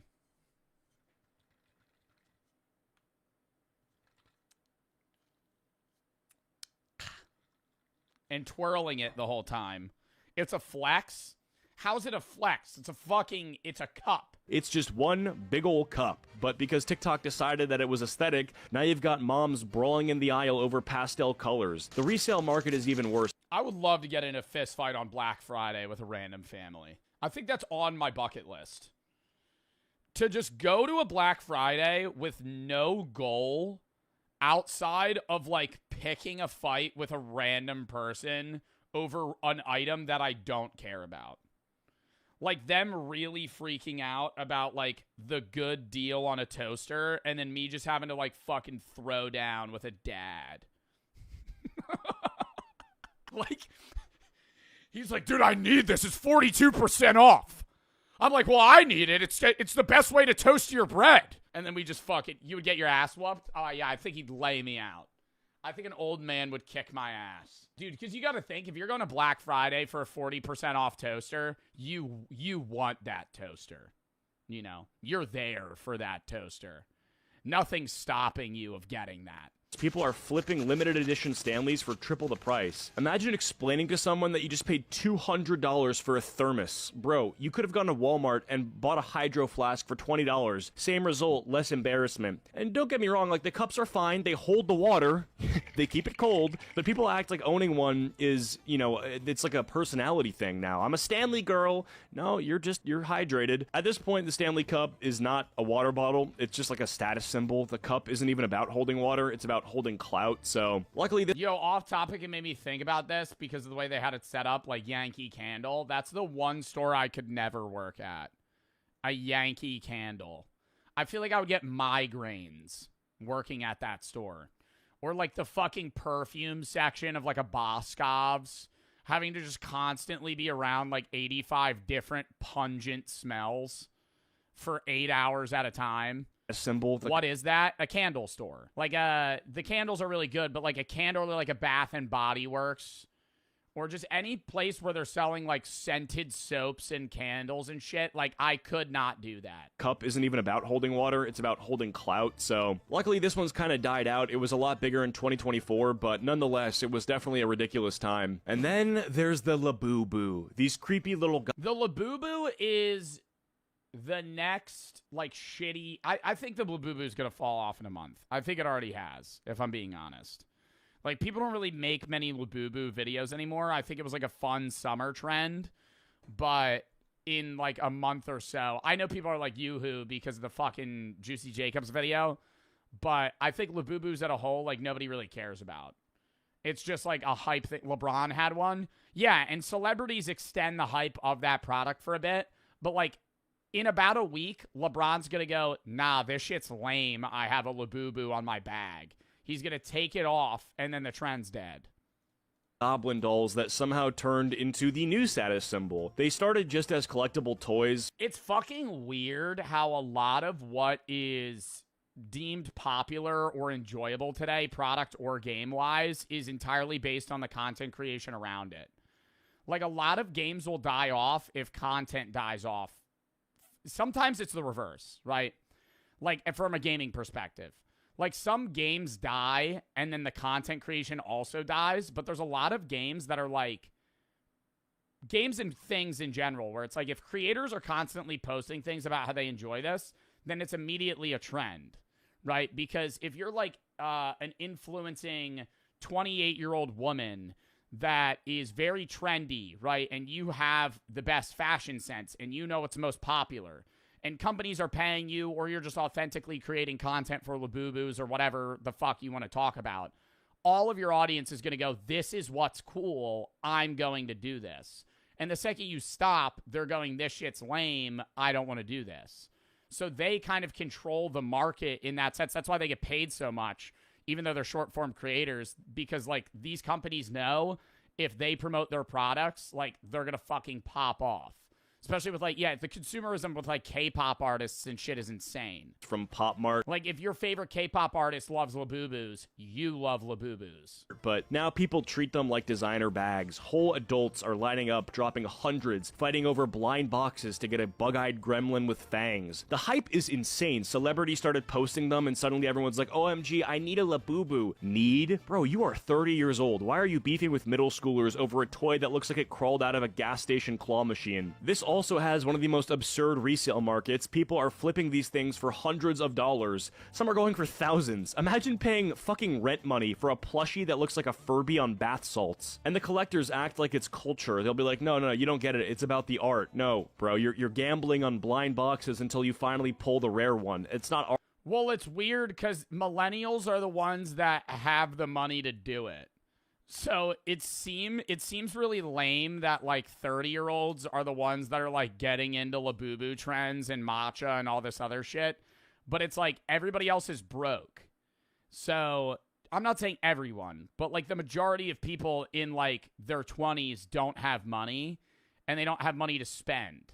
But 30-year-olds are in the midst of their job. They've gotten raises. They've gotten better jobs. They make more money than teenagers, obviously, or 20-year-olds, and they're not paying off student loans as much. They might have completed them. A lot of them don't, but I'm saying a lot of the people do. They have, spending money. They have a partner. They live in one home, but they don't have kids. So now they just have a pool of money to spend on whatever they want, and so they just find random things that they enjoy and just start spamming purchases on it. And then it's like they carry those trends. Art. It's like Pokemon cards. In like 5 years, that'll be Gen Z. 10 years, that'll be Gen Z. Solving the stupidest debates. If there's one thing people like to do on the internet, it's argue. And I personally think a lot of these debates can be looked at objectively. Now, I don't even think it's just on the internet. I think arguing in general's super fun. I think there's people that argue too much, and I may be in that group. But then I also think there's people that don't argue enough, right? I think there's a certain type of person that avoids confrontation in every way whatsoever. Like, it could be a base debate about something non-religious, non-political, non-controversial, and they'll just be like, can't we all get along? Oh, brother. Oh, brother. Oh, brother. Now, do some people take it too far and give me death threats when I say that Poppy Playtime Chapter 5 was a bad game? Yeah, right? But at the same time, I want there to be people that are annoyed with me and upset that they don't like my take, right? That's fine. That's a part of the argument. I dissed the game that they love, and so they have a rebuttal. Questions are obviously deeper than others. Other niggas had your bitch outside. It wasn't my... Then shut the f up in 2024. You sound dumb. But as you read the title, these are ones that I consider stupid. Where's the parachute? I thought you said parachutes. And ones that can be answered pretty easily. But when I look at some of the most popular arguments, I realize that we really just be fighting about anything. Water. Is it wet? Oh my God, bro. Is it going to be these ones? It's going to be yes, water's wet. Yes, water's wet. This is the stupidest debate. Is water wet is the dumbest fucking debate. I will say I'm a little stumped on the does a straw have one or two holes argument, and I've, gone back and forth. Water is objectively wet because the definition of something being wet is having water molecules attached to it. And when you say is water wet, you're using the term water as a plural. You're saying water as a liquid substance in a container. You're not saying that is one singular water molecule wet. You're saying is water wet. And water is other water molecules attached to other water molecules, therefore making water as a whole plural wet. Is water wet has to be a troll. What do you mean is water wet? And for the people that are still confused on my stance, yes, it is. I don't know about you, but this... St. Don, this is why I love you. You almost had me there. You almost had me worried for a minute, okay? Because he said this is a stupid... Whatever he just said, I was like, oh my God, I swear to fuck, if he's going to be like, well, if you jump into the water, how are you wet until you're outside of the water? That's the argument that the smooth brains on the internet are fucking spewing, dude. Oh, if I'm in the water, how am I? I'm not wet if I'm in the water, so the water's inside of the water, so it's not wet unless it's outside of the water. Oh my God. What are we talking about, bro? It looks pretty wet to me. Yes, the implications of something being wet. So soda's wet. Yes. Yes. Any liquid is inherently wet. Liquids make things wet and are wet in themselves. Is a solid interacting with the liquid and making it wet. But deep it though, even though water is the only argument that I will entertain about is water wet is the fact that you could argue that linguistically the word wet applies to things that were at once dry and are no longer dry. So there I could get, but that is the only thing that I could say, yes, all right, fine. Are you hungry but don't have the time to prepare an entire meal? Well, that's where today's sponsor, Factor, comes into play. Factor delivers fresh, never frozen meals directly to your door that are ready within just 2 minutes. Literally all you have to do, check the directions on the back that'll tell you how long to microwave it. Take the sleeve off, poke some holes into the film, put it in the microwave, let it rest, and you're good to go. Factor is also owned by HelloFresh, so if you want something that you want to prepare yourself, you go with HelloFresh, and if you want something that's easy to just throw in the microwave and eat in that time frame that you have available, use Factor. They have so many options that are changing every week. You are bound to find something that you enjoy. I use it when I don't have time to meal prep when I'm done streaming. It's easy to just grab one of the boxes of, whatever I want that day. For this one, obviously, this box is sweet potato grits and sage chicken. I just throw that in the microwave and I'm able to eat it and get, a good meal's worth of food in minutes. So head to factor75.com or click the link below and use code JOBFB50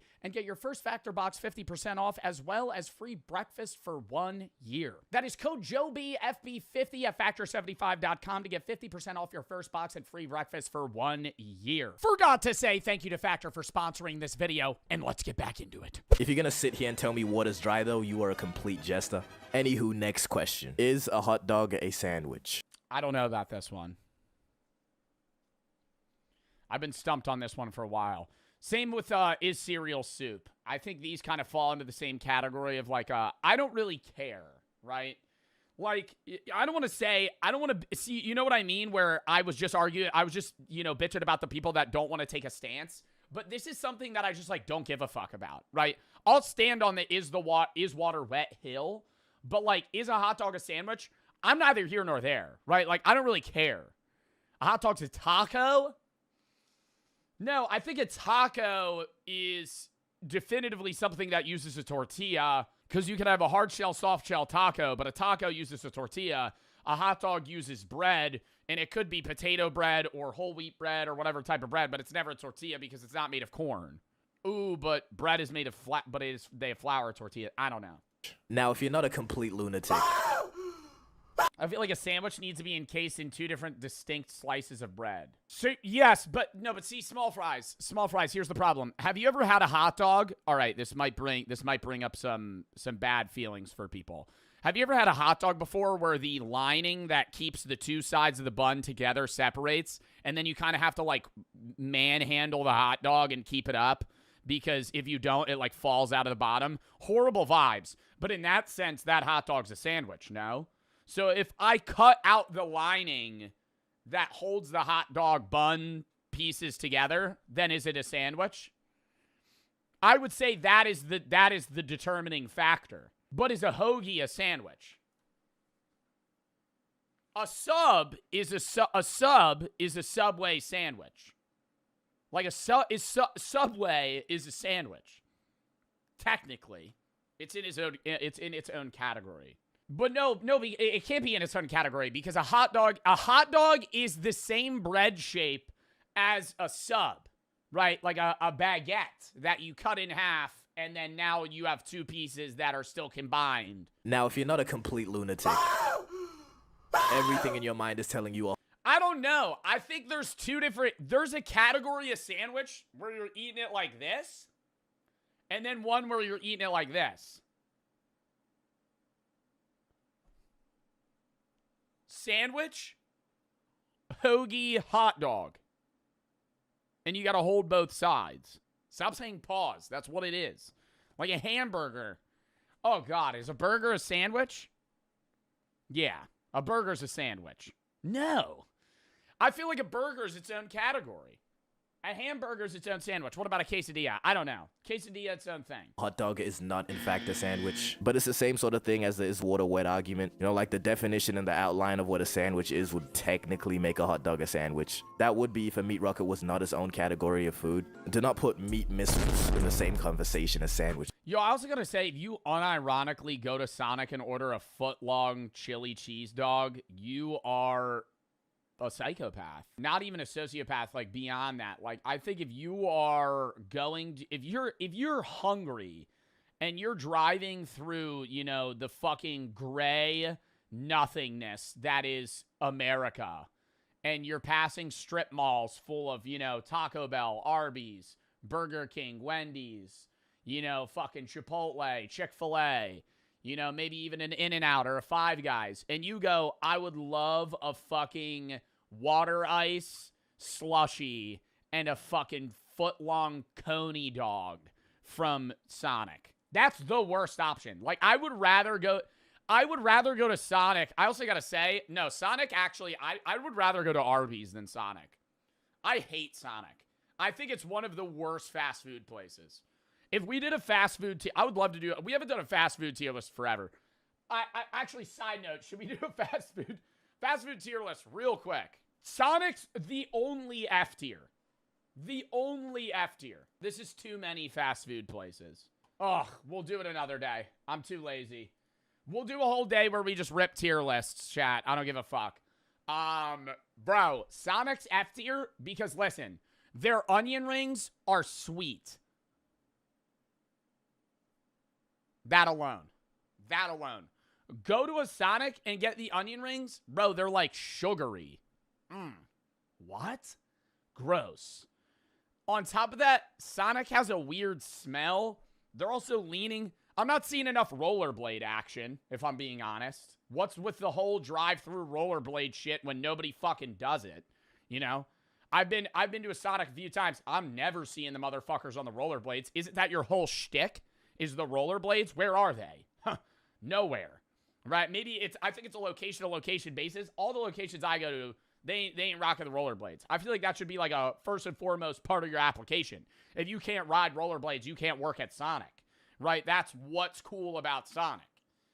On top of that, their fucking slushy drinks that they hype up taste like fucking ass.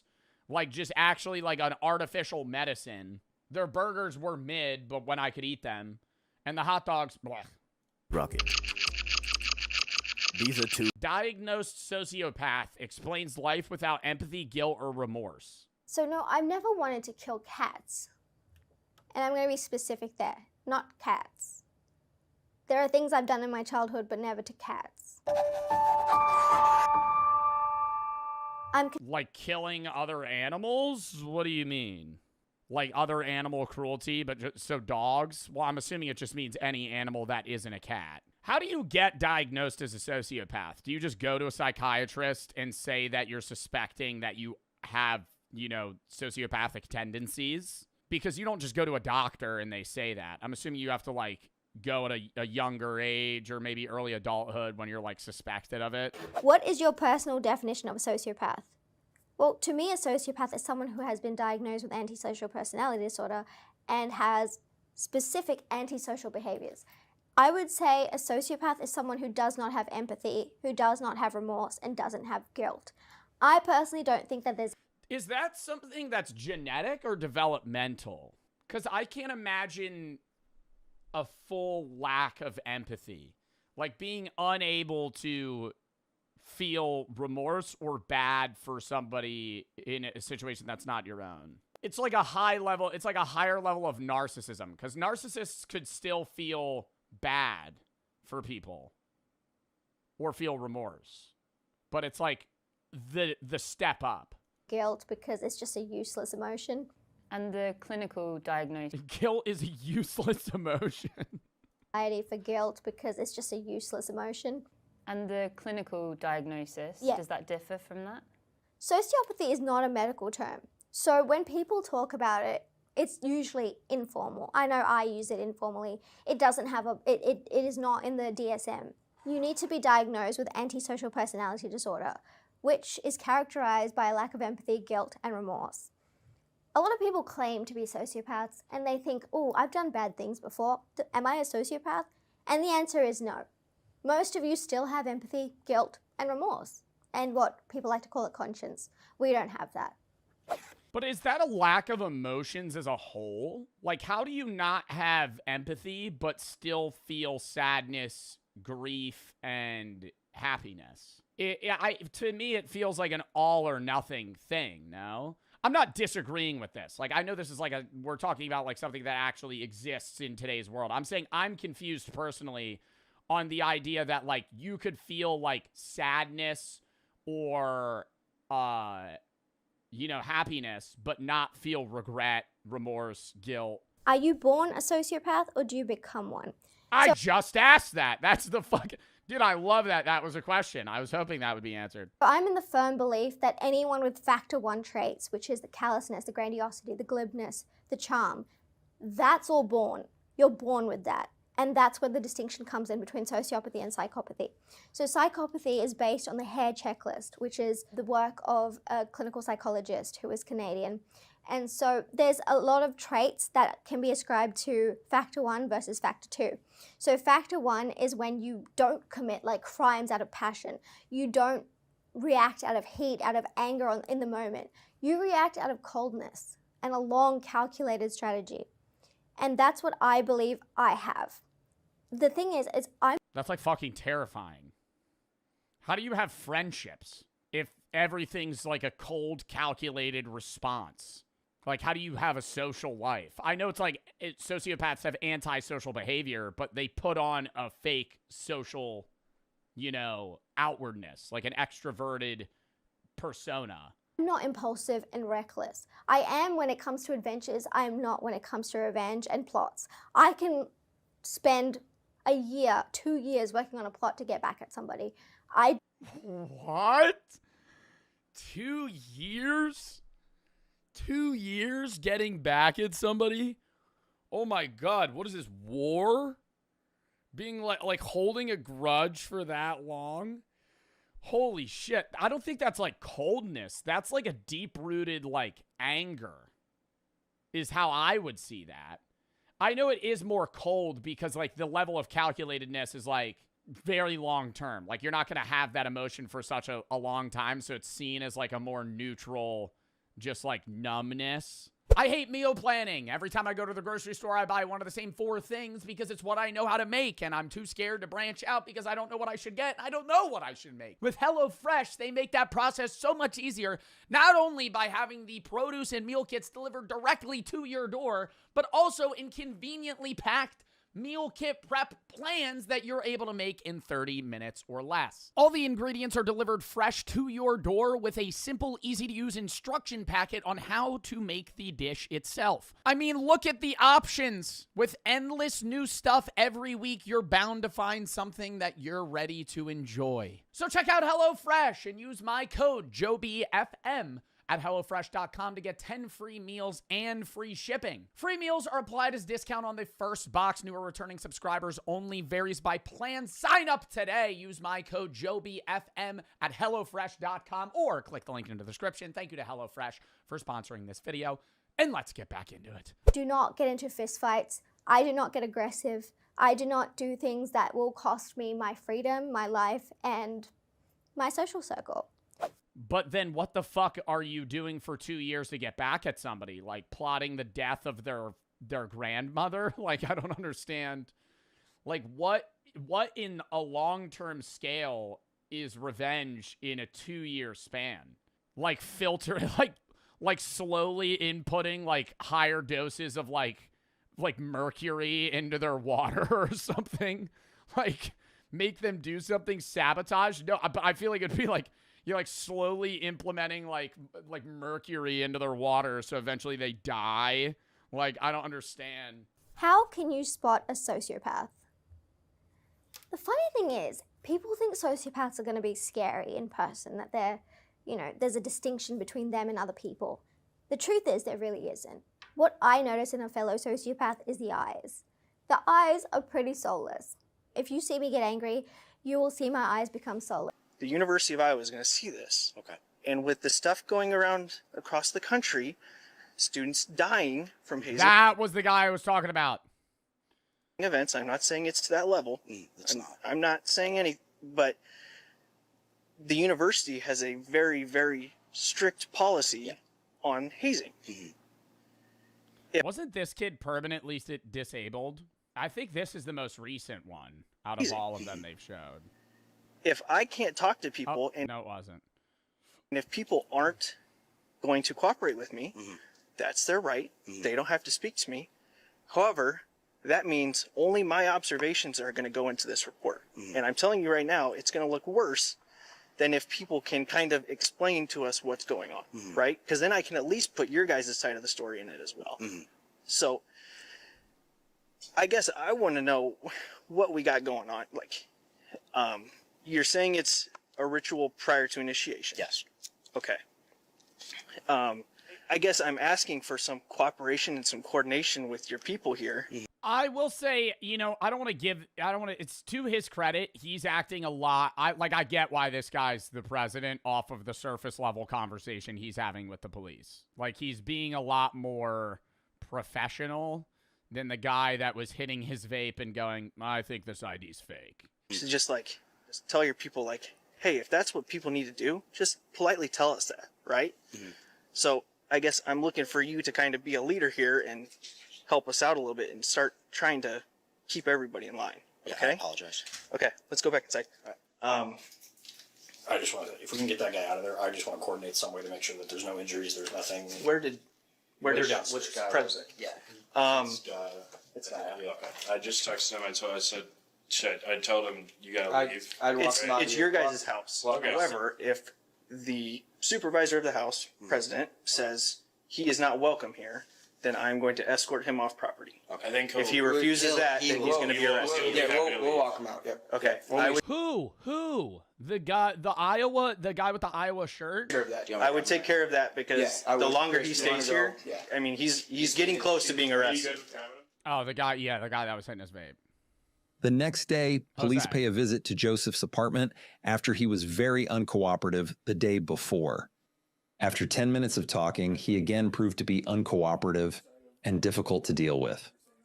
So you interjecting yourself into that conversation, what good does that? They don't need to talk to the cops. I don't even. Why are you deciding who they need to talk to, though? I'm just saying, they're my buddies. They're my friends. Right. The police are doing an investigation. About what? They're trying to figure out what's going on in that room. What was going on in the room? What have you heard? So they're doing an investigation. Yep. You don't dictate. I don't know, man. Like, why? Like, it's just making it worse to just because they already saw what. Like, just explain it, right? Just be like, hey, they had to stand in a room and you would cover them with like ketchup and mayo and shit. Because that might have been what it was. The one kid looked like he had mustard on his tie. They might just be dousing him with water and shit. And that might not, I don't know the legality on that, right? I don't think it was cum, McChunky. I think that would be, I think that'd be crazy. The investigation, right? Yeah, that's for the police, that's for us to investigate, right? Yeah, I get right. that. You understand that? Yeah. So why are you dictating who the police can talk to and can't talk to? I'm just telling my buddies not to talk to them, that's it. Okay. So you're interfering with the police officers? Not at all. Not at all. He never said, oh, if you don't get away, you're getting arrested. He never said that once. He did tell you to step away. He told you to walk away. And then he said it again. I said, I walked away. No, you didn't. Okay. So he asked you I would like to end this conversation right now. Please. Okay. I would like to have a word here. Okay. And if there's anything actually happening, you can call me again. But it's been a pleasure. Thanks, fellas. I didn't catch your name. So this is Lieutenant Travis Tyrell. Travis. 122, I'll take you. What'd you say your name was? Joseph. All right. Joseph?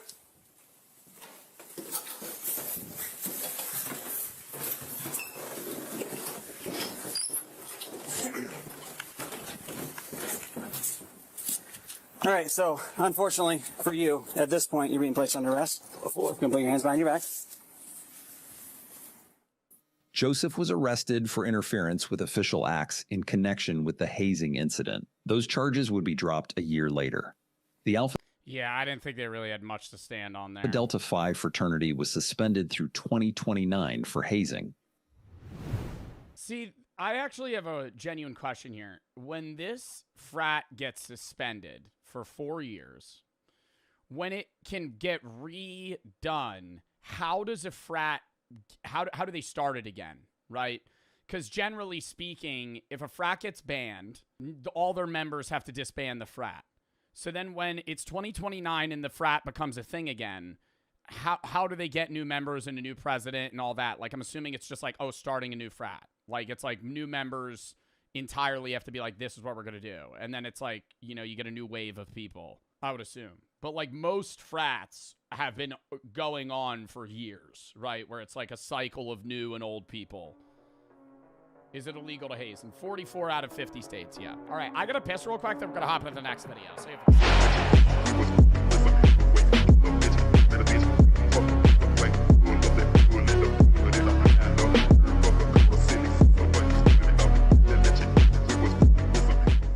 Why are viral products so bad? The internet has turned buying random junk into a personality. Every other week, there's a must-have product blowing up, and if you don't own it, people... Bro, the worst one, okay, not an you-own product, but everybody was raving about the chamoy pickle.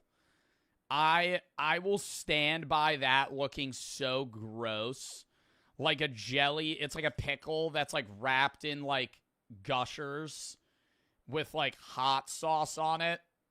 Oh, I understand it's like hitting the salty, sweet, like sour, like vinegar-esque taste, but that's like a culmination of all of those sounds really gross. And then buying it on the TikTok shop and it's showing up a month later, like in your fucking mail lockbox in the hot sun in the summer. Ooh, my chamoy pickle's here. Ew. Fucking, Act like I'm you're living not in eating that. the Stone Age. TikTok makes it look like these things are magical, life-changing, revolutionary, but when you actually get one, it's always the same story. It's just a regular product with good PR. And oh my god, I thought that was a chamoy pickle. It was a gold laboo. And it's never something useful. It's always cups, drinks, pillows, headphones, basic stuff we already had. But people fall for it every time because nobody wants to admit they wasted money on something mid. So instead, they hype it up like it's the best thing ever just to feel better about blowing. Yo, it really is like that, though. You get on a hype train, bro. I swiped up to get iced up by Supreme Patty. And I tried to reason at the time that it was a good purchase. I bought the free chain. I was that guy. I was early on into this era. I know we're talking about viral products in today, but I think I was one of the people that fell for the start of those products. You were like 11 years old. I know. But I remember being like, this is good value. This is a sick chain. I know it's fake. But it was only $10 in shipping. It was free. $10 in shipping's where they get you because the chain's worth 30 cents. Anyways, yeah, today it's like Labubu's and all that stuff. You hop on the train, in the back of your subconscious, you're like, this is lame as fuck, but everybody else is hyping it up, so you also hype it up to make yourself feel better about the fact that you wasted $60 on a fucking Labubu. The truth is, these products don't blow up because they're good. They blow up because they look good in a 15-second TikTok. It's not about function. It's about clout. It's oh my god, Dubai chocolate. Fuck Dubai chocolate. Dubai chocolate. You gotta try out the Dubai. Bro, it tastes like a Kit Kat bar, bruh. It tastes like a Kit Kat bar with pistachios. I've had it. The Dubai chocolate's so fucking good. No, it's not. It's good. It's chocolate. It's fucking candy. Okay? Like, stop acting like God is touching your head while you're eating this. Okay? Like, that's not what that's not what it feels like. That's not what it tastes like. It's okay. It's not that good. Consumerism dressed up as a trend. It's so good. No, it's not. People like the fucking texture. And everybody's too busy posting about. You had it on Temu? I did have a Temu Dubai chocolate. I had another one too. And they were good. I liked them. I would eat them. But I'm not going to sit there and be like, okay, you guys, I just tried the best product I think I've had in so long. Look at this. They always make the weirdest sound. Look at the cross section. Look at the pistachio crumble. Bro, who gives a fuck? It's Dubai chocolate. That'd be like me going on TikTok with a Kit Kat bar and being like, look how fucking good the texture is. Look how formulated it all is together. So today we're going through the most overhyped product the internet has ever lost its mind over. The stuff people pretend is life-changing when really it's just a waste of shelf space. All right, let's start it off by upsetting some people. Crumble cookies. Listen. Oh my God. No, crumble cookie. You weren't there for a crumble cookie before it was hype. And I'm not trying to be like one of those people that only likes niche things and when shit gets popular it gets bad. Crumble cookie isn't even cookies anymore. They sell like fucking mini cakes, okay? This ain't a goddamn bakery, buddy. This is a cookie shop. All I want to buy is a cookie, okay? And then when you have the influencers being like, oh, look at this week's crumble cookies, you're going to die of a heart attack by the age of 55. And I'm not saying I'm healthy by any means, okay? I have a lot of fucking health problems and shit that I fucking should probably stop doing. Marijuana. If you're eating 4 crumble cookies a week, those are bad for you. Like one crumble cookie's like 700 I don't even know how many calories it is. It's like fucking 35 grams of saturated fat. 700 to 800 calories for one cookie. Motherfuckers be sitting down in a TikTok review and eating all 4. Listen, I'll be fair, crumble isn't the I think I'd die in my car after I hit fucking stop recording and post it. worst thing in the world. Some of the cookies taste all right, but the way that You start feeling like when you're fucking too high and you just start freaking out about your heart rate. Finish the crumble cookies. I'm just sitting in my car. I just start hearing.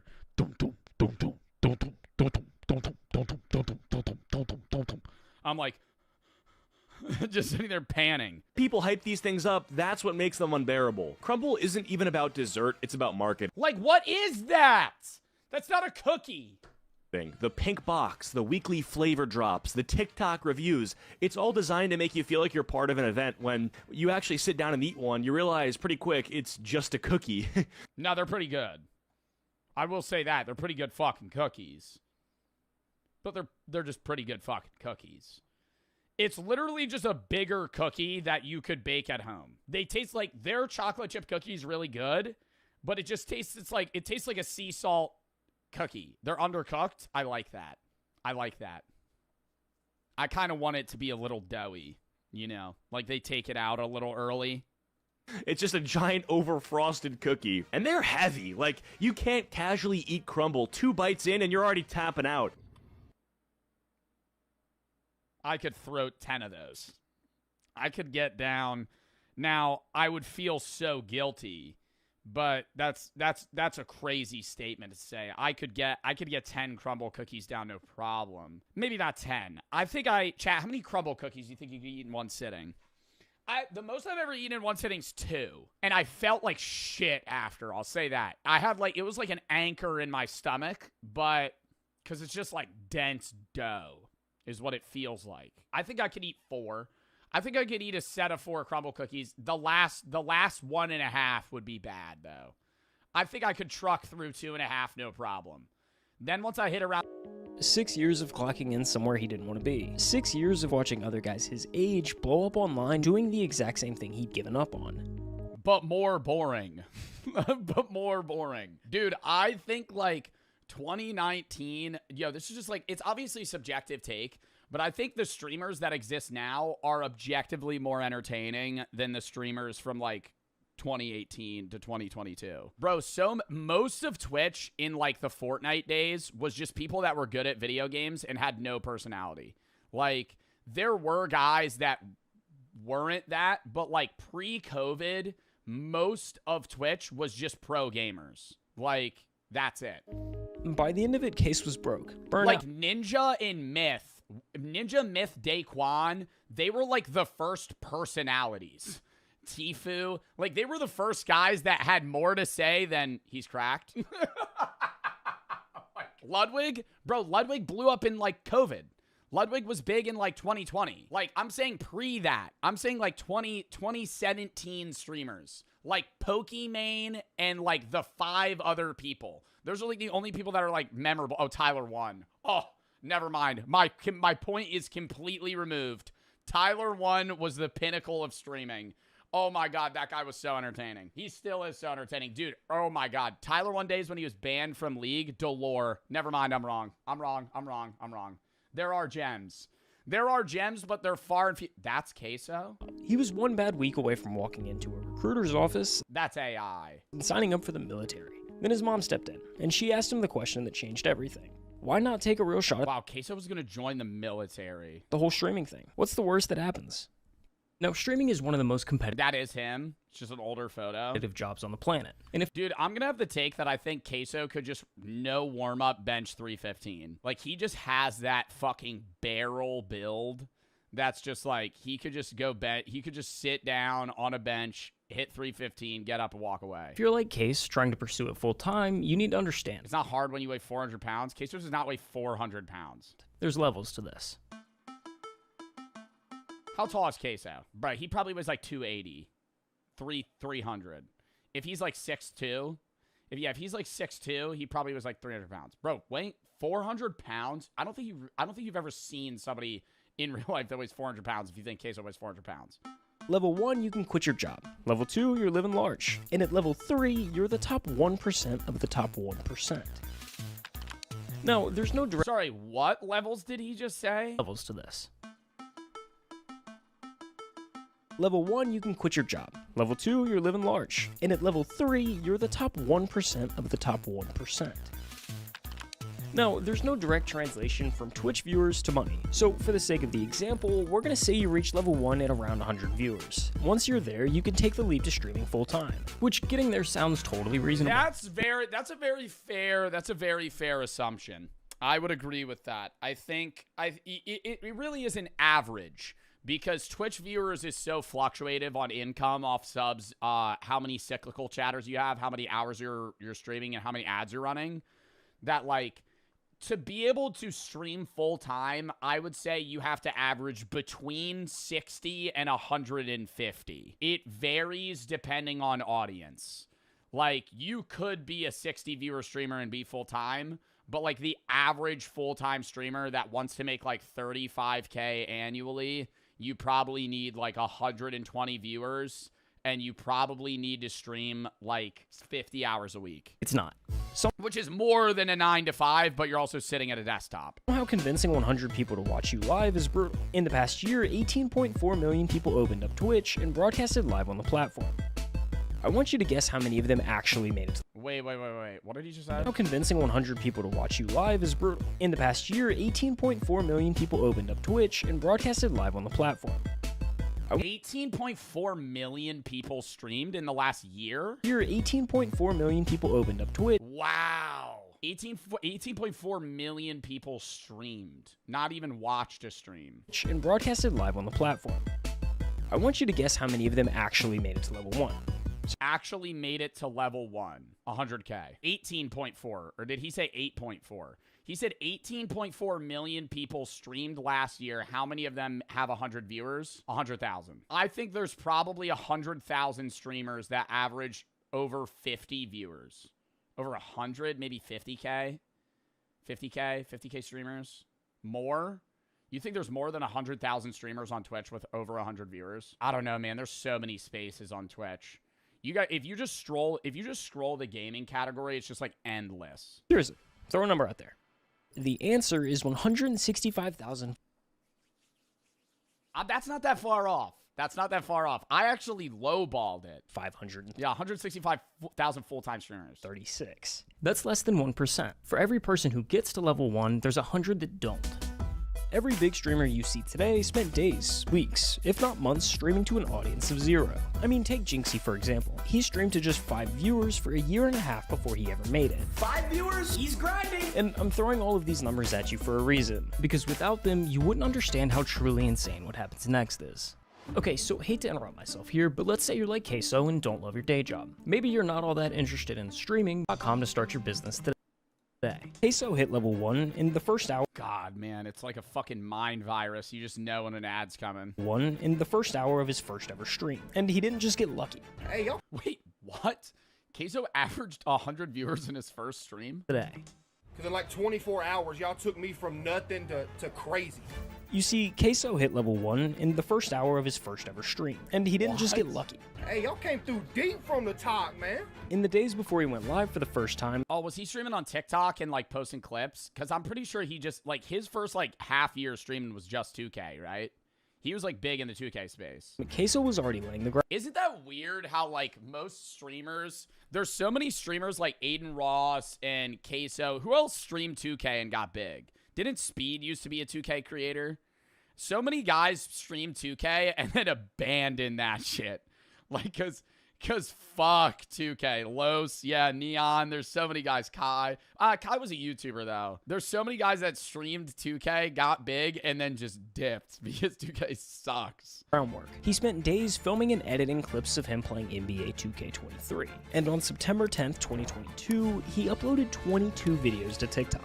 The next morning, he woke up to over 10,000 followers and a comment section flooded with one question. So that night, he went live for the first time and the floodgates opened. When I look down and I see 126 viewers, bro, I cannot believe it. From that day on, he followed the same routine. Clock in the 9 to 5, hit the second job, cut a few lawns, then come home and stream until he couldn't keep it. Oh my god, is that why his stream time was 6 p.m. Central? But now he streams at like 10, bro. His eyes open. He'd be running a night shift. I don't want to go sleep, man. I don't want to go to work, man. I want another build, dog. All I want to do is make builds and play 2K forever. Why do I gotta go work? After each stream, he'd find the best moments, clip them, and fire them back onto TikTok. The loop fed itself. Inside a week, he'd blown past 100,000 TikTok followers. Every stream was pulling 500 plus concurrent viewers. Dude said, call the boss, quit, this your life now, cuz? Dude, imagine. And the number that actually mattered, he was making more money streaming at night than he was at his day job. And no, y'all literally just donated more than I make in a week in one night. Bruh. But Queso kept his head on straight. What shows up overnight can also disappear overnight. So before he quit his day job, he needed proof that this wasn't a fluke. That's so smart of him, man, because it is like, there's so many people that get big on Twitch, and for like a month, they're making 1,000 a day. And they're going, holy, I am set. And then they fall off. And now they don't have a job. So it's like, oh, fuck. You know, like, that happens all the time. 15-year-old hops on steroids and lies about it. July 2024, Joe Biden steps out of the US presidential race, leaving Kamala Harris as the presumptive candidate. Donald J. Trump survives an attempt. Bro, you remember when we watched that debate on stream? That show was nuts. Those were fun streams, though. Watching those debates. Oh, my God. That was, how long, when were those debates? That was June of 24. So that was almost 2 years ago. Wow. Greg Doucette uploads a natty or not on Hussein Farhad, deeming it impossible for him to be natural, but which one singular blood test convinced him of the impossible. And 13-year-old Eric English posts a picture on Instagram looking like this. And just a little over 1 year later, this is what he looks like. The kid is on steroids. See, here's the problem, is steroids is easy to spot with older people. Like, if I jumped on gear, you would know. Like, I would immediately gain an absurd amount of weight. But when you're like 13 to 16, you could gain like 30 pounds in a year pretty quickly. Like, when I was a freshman, I started the year at like 125, 130, ended the year at like 165. Like, you can gain weight quick. He benches 405. Okay, he's on steroids. Never mind. Well, let's be real here. Okay. Never mind. Okay, anyone with 2 brain cells to rub Thank you, Sketty, for the accurate info input. together saw this coming from a mile away. The kid practically got groomed by the industry into becoming a little SARM goblin. Well, it's also just like the problem with fitness influencers in general is the bigger you are, the better you do. And so there's like a financial incentive to just get on gear because your posts are going to do better. You're going to get more likes. You're going to have more sponsors, right? Like, if you're trying to get, you know, all these energy drink companies and, you know, Gymshark, Young LA, all these clothing brands, they want, what is gear? Gear is like an all-encompassing term for like SARMs, Tren, just any steroid in general that would be illegal in an a tested bodybuilding like competition. HGH is HGH gear? No. I don't know if you're allowed to do HGH in an open or a tested bodybuilding league though. But HGH you could buy at GNC. I don't know. I don't know the rules on that. But nobody would really say you're on gear if you're on HGH. Somebody's saying you're on gear if you're on like SARMs or more. Between Larry Wheels asking Eric when he plans on hopping on steroids as if that's a normal question to ask a 14-year-old. I did become enhanced at 17. Is that something that you're willing to do in the future? Oh, yeah. Yeah, whatever it takes? Whatever it takes. Whatever it takes. That's the mindset I had. Young LA just jumping at the opportunity to sponsor him and provide him with a direct... He has 1.5 million followers. ...network of other teenagers on steroids. And then this monstrosity right here. This bloated, watery, juiced-up 19-year-old mess. Most likely directly influencing Eric. No, you know who's the worst right now? Andrei Smayev. Andrei Smayev is... Okay, he's not a teenager, so I know this is on the topic of, like, teens doing steroids. Andrei Smayev is taking so many fucking... If you're not in the influencer space, or the fitness space, you wouldn't know who Smayev is. This guy's 27. This guy is 3 years older than me. Okay, perfect. Look at him. Like... The amount of gear this guy is on is... And look at his fucking hands, man. Oh my god, I gotta mute that. Look at his fucking biceps, dude. I mean, he looks 45. Like, it's unreal. That the amount of muscle that guy's gained in, like, 5 years. Eric to hop on gear, it becomes very clear that he stood absolutely no chance from the beginning. The kid got absolutely one-shotted by the shitness industry. But let's recap everything from the start. I actually remember Eric coming across my Instagram feed about 2 years ago as a 13-year-old kid getting into fitness. He blew up pretty much... The problem, too, is people are gonna fucking shit on you. Like, I don't think it's just the fitness influencers that were around him that might have been influencing him to get on gear. But it's also just like... If you're going to openly post your gym progress on Instagram, the amount of chuds that are going to fucking shit on you is insane. The amount of people that are going to be like, you're fucking... It's like not even the black pill community. It's just a bunch of like gym heads that are just dickheads because they want to put other people down to make themselves seem like bigger in their own mind.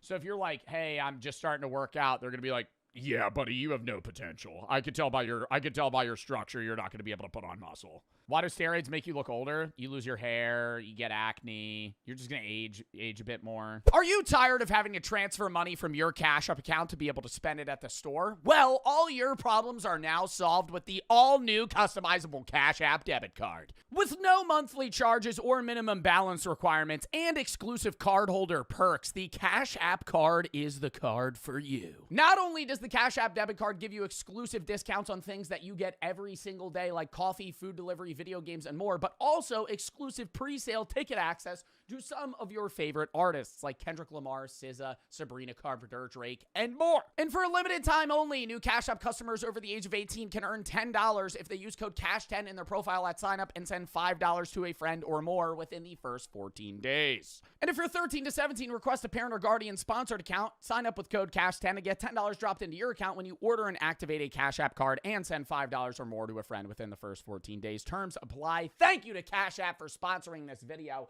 and let's get back into it.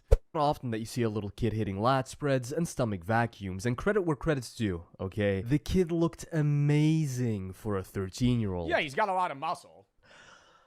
Please don't clip that out of context, okay? I promise I'm not in any Jeff Nipstein flight logs. But it's true, right? Look at his physique. Right, look at the biceps, look at the serratus, look at the vacuum pose. I mean, keep in mind, this kid is 13 years old. Okay, I would have killed to look like this at 13. I mean, come on. 1.7... Dude, 1.7 million likes is nuts. Million likes? And so, as expected, He looks starved. He was doing a vacuum, which is when you, like, suck in, like, you're like... I can't even... Oh my god, that just made me cramp. Oh, I can't even do a vacuum like that. That hurt. Minus aura. Yeah, out of my prime. Getting a bit old? No, I just don't do fucking vacuums. I was supposed to go to the gym today and I didn't though. I think I am starting to get smaller. I don't have the abs like Clav. Would be flocking to sponsor this kid, the main one being Young LA, and it makes sense from a business perspective. I worked with Young LA for like 4 months. I don't think they really got many returns on my code though, so. Right, Eric has Didn't really continue from there. a lot of eyes on it. Whether it's okay from an ethical standpoint though, we'll get into later. But so he gets sponsored by Young LA fairly early on the 23rd of November 2023. This post by Rising Lifters reads, "This is crazy. 13-year-old Eric English has become the youngest ever Young LA athlete. See, here's the thing though, is like Young LA isn't Young LA has a weird most energy drink brands like Gorilla Mind or Young LA or like any of those companies. They're not guaranteed giving you a salary. Like some of it might just flat out be like an affiliate code, but the affiliate code is only given to a set amount of people. Does that make sense? Where like Young LA does have people on salary. Like some of their what is Young LA?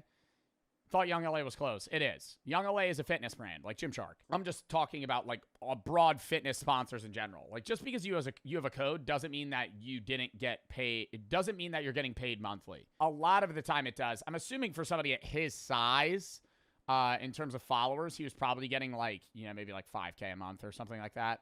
On top of whatever like affiliate code they were giving him. Documenting his incredible maybe more actually. He was getting 1 million likes a post. He was probably getting paid more. fitness journey. It's amazing for 13. Yeah, but the other problem is like when you're that young in the space, you're just gonna get conned, bro. They're gonna lowball the fuck out of you. If you don't have a management agency and this 13-year-old is negotiating with a company, they're just gonna pay him shit. Has amassed over 800,000 followers on Instagram, attracting the big. I'm not saying Young LA is. I don't think they would. Young LA, when I worked with them, was a pretty decent company, but I don't know what type of deal he would have gotten. Biggest brands in the industry. Now, due to the sponsorship, he of course immediately. How does somebody that young get roids?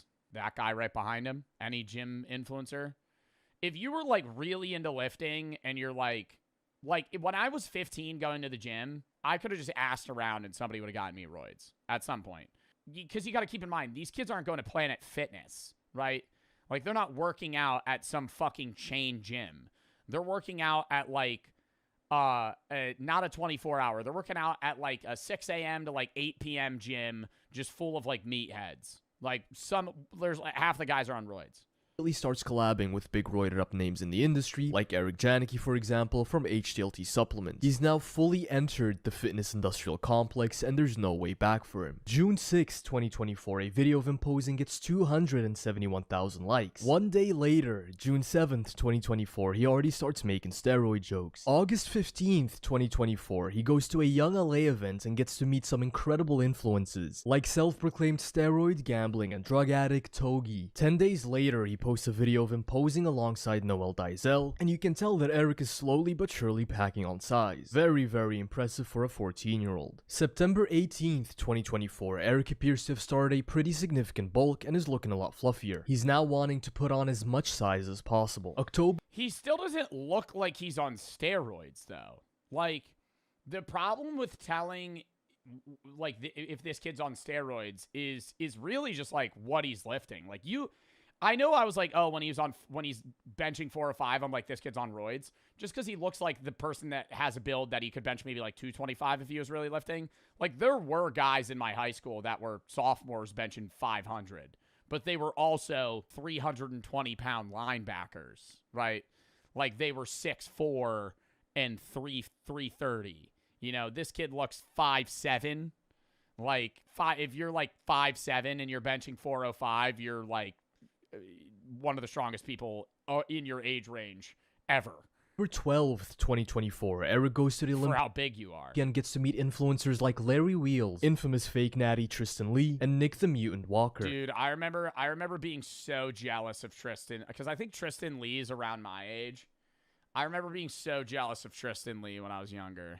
Yeah, Tristan Lee's my age. I remember being so jealous of him, and I was like, it's because he's short. That's why he looks so good. That's why he has a six-pack.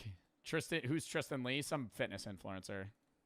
2nd of January 2025, his infamous collab with Larry Wheels. We'll circle back to this in a bit. So at this point, start of 2025, this is what Eric now looks like. Very impressive physique. He actually has a good amount of muscle on his frame. He also still appears to be natural here. His progress up until this point seems to be indicative of a young kid that has just recently started puberty and has a passion for working out. But only 6 months later, his comment section on Instagram would blow up with people spamming needle emojis and accusing him of being on steroids. And once you see his 8-month transformation, it all starts to make sense why. 6 months? I mean, come on. It looks I don't know, bro. There were guys in my high school that were that big. There were like I mean some of my chatters, I know the transformation's nuts, but like he's not shredded like that. Like this guy probably is like 18% body fat. Like that's not that unreasonable. You're going through puberty, you're lifting all the time, and he's probably eating a shitload, and he's hanging out with influencers, and he has a reason to just constantly lift. I don't want to be like playing devil's advocate here, but I used to watch Doucette's Natty or Not videos. I used to watch like all the shit about David Lade. And like a lot of those guys, yeah, were on fucking roids. But like some of the time, it would just be like, yeah, he's on roids, look at him. I'm like, you can't just say, look at him, he's on roids. Like, yeah, a big thing that people point towards steroids is like your shoulders, because your shoulders gain a lot of muscles when you're on steroids because there's some like receptors there, some shit. I don't know the science about it. His shoulders aren't that big. like the guy on the left ate the guy on the right. You know how people usually tell you to trust the process when it comes to working out? This kid has skipped the process entirely. This is an insane 6-month transformation. I mean, Eric practically had the entire fitness industry shocked, and understandably so, right? One moment he looks like a freshman, 6 months later he looks like he's repeating senior year for the 5th time. I mean, he must have somehow been able to get his hands on Hussein Farhat's elusive broomstick and ladder workout routine. That's the only way I can make sense of this insane transformation. Genuinely, this is, shout out to this girl, by the way. Let me just make sure my ass cheeks are front and center while I take a picture with a 15-year-old. Who is this girl? What a surprise. An entire page full of Jim Selguner bait.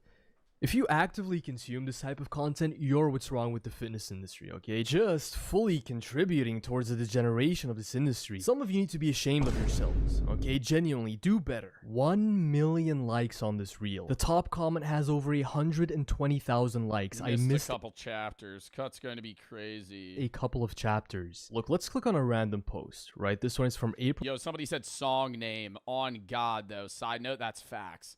Any gym influencer somehow has like the most niche funk fucking edit music, bro. Like you'll just be like, it'll just be like a random like video of them doing curls, and it'll just be this playing, and you're like, what song is that? Just a couple of chapters. Look, let's click on a random post, right? This one is from April 2025, and this is what he looks like. And then let's just scroll up a couple of times. This is 4 months. Wait, how much does he weigh? Later. A couple times. 225 at 5'11". Yeah. And it's like, it's not like a fat 225. Like the guys in my high school that were benching 405 when they were like sophomores were like 6'2", 340. But they were, like, big. This is 4 months later. A completely different person. Look at the top comment. Every single time he posts, he grows twice in size. 20,000 likes. And of course, his strength just inexplicably skyrockets as well. Here he says that he could bench 315 pounds for multiple reps only a week after benching for the first time. Yeah, I mean, this kid's 15, and he's 3 inches shorter than me, but 40 pounds heavier. And that's 140 kilograms, right? All right, now I'm starting to see the steroids. Totally normal. And then of course, only 2 months later. Holy shit! So, putting 4 plates on each side. My God. He's hitting 405 pounds on the bench press. That's 180 kilograms. Oh my god. Yeah, I mean, come on. To put that into perspective, it can take natural lifters with decent genetics and dedicated bench programming up to a decade. Yeah, like okay, right now, I like half-ass my lifting. If I really just locked in at the gym, really only spent every day working out. Right now, my max is probably around 270. I think in 6 months, I could bench 270 to maybe 340, but I'm also 24. Like, that's a crazy increase. To hit 4 plates on the bench. 340. I think if 340 is crazy, sketty. I know that I'm very self-absorbed in this sense, but hear me out. If I dropped everything that I was doing and I just worked out all the time and I only cared about working out and weightlifting and powerlifting, I think I could bench 340 in 6 months. Do it then? No, because I would have to spend fucking 3 hours a day at the gym and I would have to focus on everything that I'd eat. I would also bulk like crazy. That's how I would do it. I would gain 30 pounds, and then I would put 60 on the bench. That's what I do. I barely bench at 350. I barely hit 315. Sketty, you work out all the time. I feel like you're like a meathead. I think that bro, I'm not trying to sit here and be like, if I locked in, I could bench a lot. When I was a sophomore, I could squat 315 ass to grass for 10 reps. And I was 165. Like, I think if I actually fucking like just locked in, I could do like 320. Even never be able to. And Eric does it at age 15 after only 2 months of benching. Right? That's it. That's not that hard. I'm not saying it's that hard. I'm not bragging. See, here's that one chat. That's not that hard. I'm actually 16 and I fucking squat 485. Meanwhile, you hit a fucking 30-degree squat and then fucking just stand back up. The industry's leading authority on natty or nots. I feel like I've seen more than enough to pass a verdict here. I've reviewed the evidence. I've consulted the common sense. Heaviest you've ever been, 185. Right now, I'm probably like 178. Section. I have stared at pictures. This is making me want to lock in. This chat doubting me right now is actually like pissing me off. I'm so serious. I'm so dead ass. Now I really want to, but I get up too late, bro. I'm a bum. I play video games till 3 a.m. and then I fucking wake up at like 10:30. A shirtless 13-year-old for much longer than I'm comfortable admitting. I mean, seriously, I was doing research for this video and writing this script in a coffee shop. I would love to be 200 pounds, but like a good actually, no, like 195. Not in the twos. I would love to be like a 190 to 195, just in shape, though. There were people sitting behind. Let me train you. I'll get you to 225. Brother, I would have to gain 45 pounds. I would be fat. If I gained 45 pounds in 6 months, I would look horrible. Do you know how weird I felt? It took me like 10 minutes to realize working on this video in public wasn't my brightest idea and packed my bags to go home. Anywho. Hop on gear. Now you're talking. Nope, don't do that. Don't do steroids. I'm digressing. By the power vested in me by absolutely no one, I officially ruled this kid a fake natty.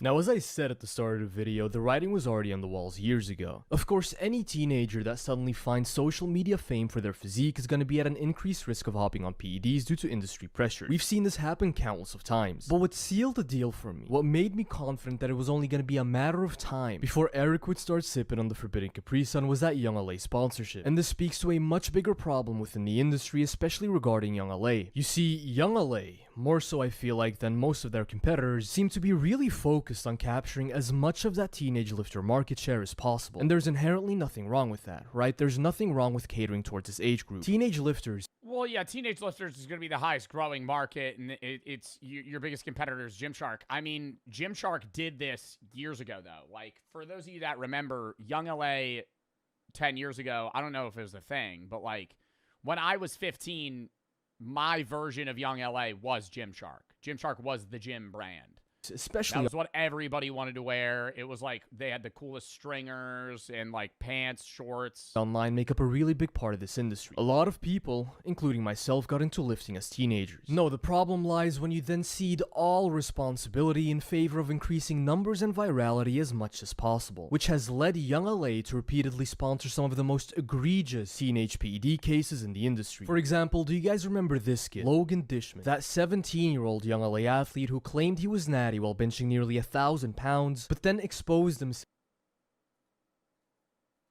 I mean, okay, I'm not trying to, I'm not trying to rule check you right now, but butts off the bench here, pal. 1,000 pounds.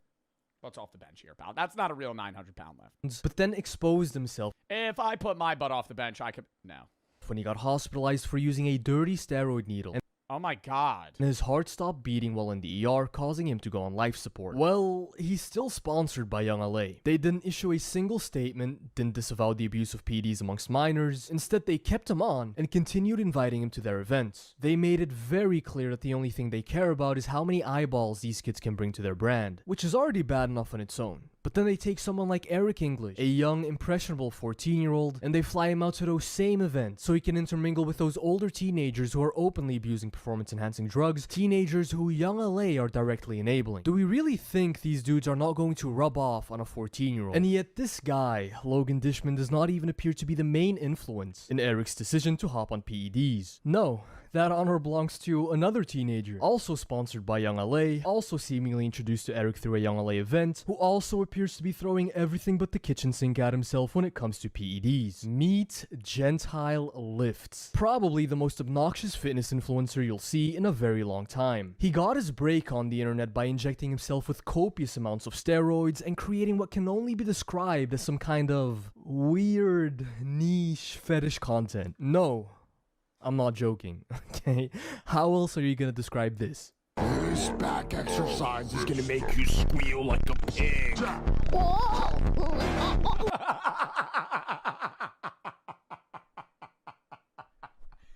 What the fuck? Exercise is gonna make you squeal like a pig.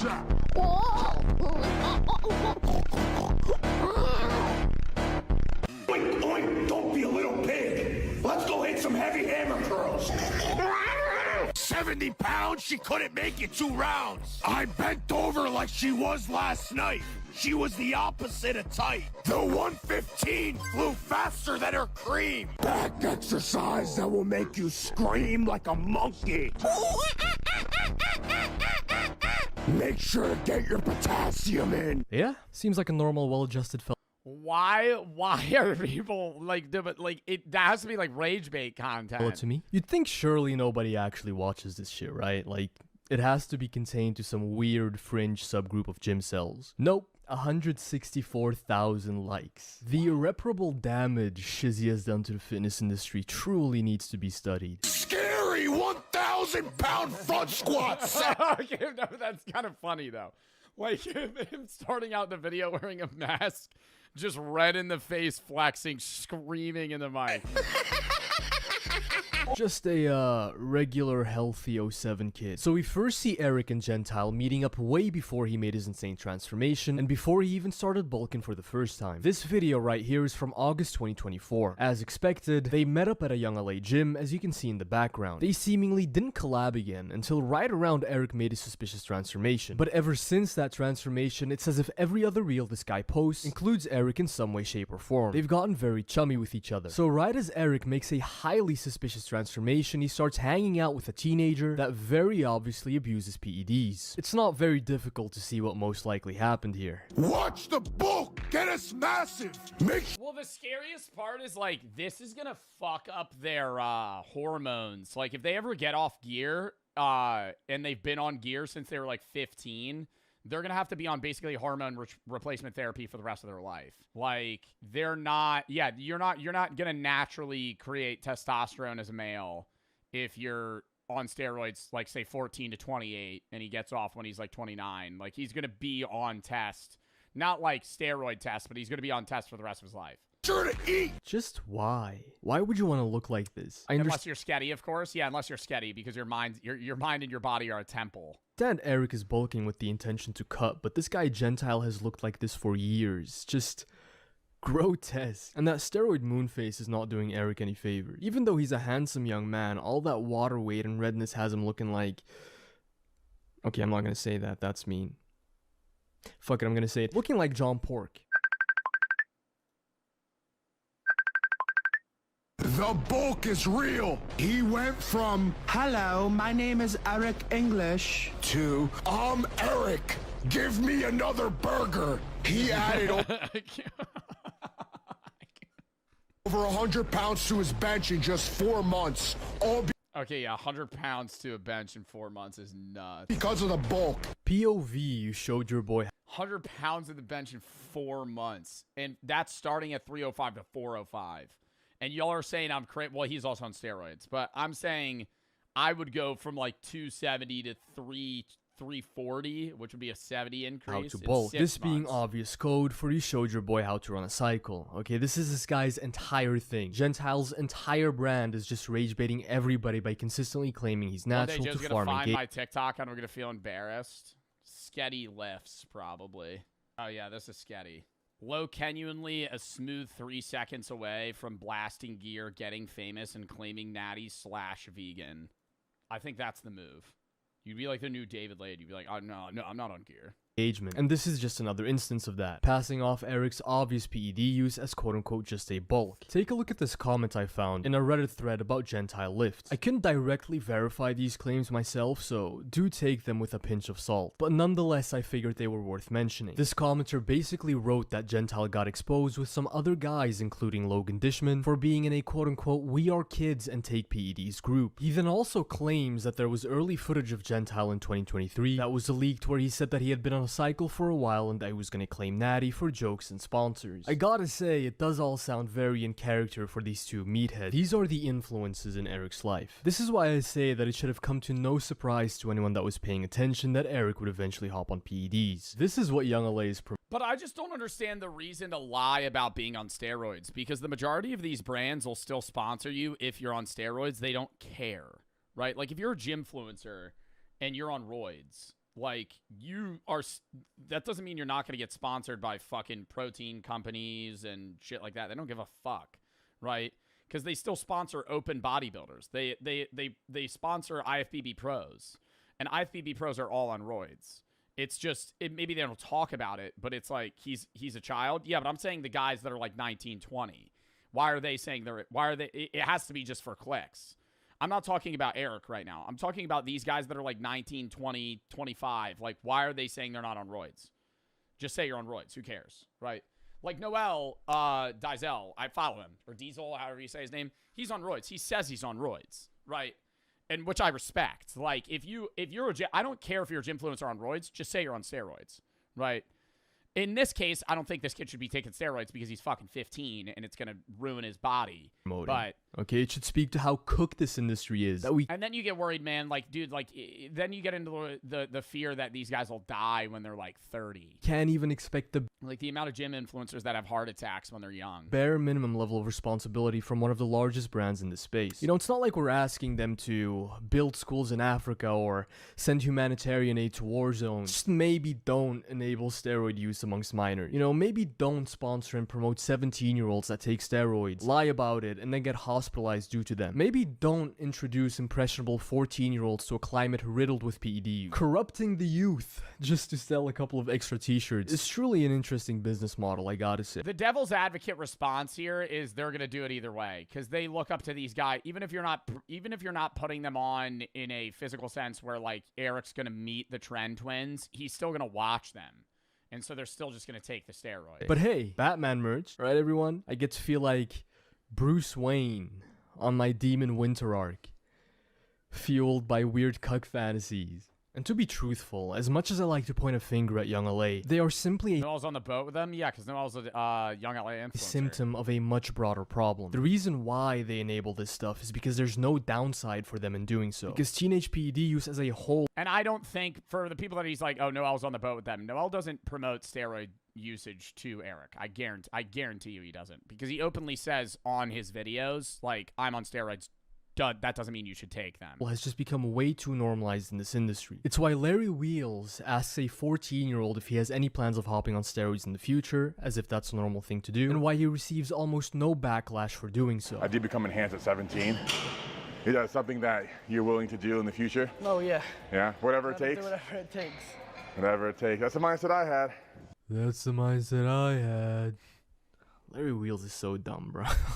Like, I genuinely think he's like a good, well-meaning guy, but he just doesn't think stuff through. Yeah, I don't think like Larry Wheels meant bad when he said that, but it's like, from the outside perspective, it's like, you're kind of like low-key convincing this kid to take steroids. But from Larry's perspective, he's just like, oh, well, I was on steroids when I was 17. This particular case to be exceptionally unfortunate because he truly didn't have to hop on PEDs. There's a reason why Eric managed to grow his following to over 1.5 million followers without ever touching a needle. The kid was genuinely unique in that he started lifting and documenting his journey at such a young age, and that you could see him not only grow up but develop himself as a natural lifter from scratch. But now he's just become another fake natty. This is a great comment right here. What would little you think about you hopping on steroids? And Eric replies with, speaking out of ignorance. This guy comments a needle emoji. Eric replies with, insecurity. So much potential. Yet in the end, he just became another gaslighting fake natty to add to the pile. Since I know you'll be watching this video. Yeah, because it's always like, they never just take a steroid test to be like, I'm not on roids. They're always just like, nah, I'm not on roids. Like, you could just like prove that. Take a drug test. That was a good video. I have no hate towards that kid. It's just like, don't, you know, like, if he is on steroids, which, you know, most people's signs are pointing towards yes, it's like, it's more so the worry of like, hey man, that's like really bad for you. Like, that could kill you. I'm sorry, child. I know I pissed 4 times this stream. I gotta piss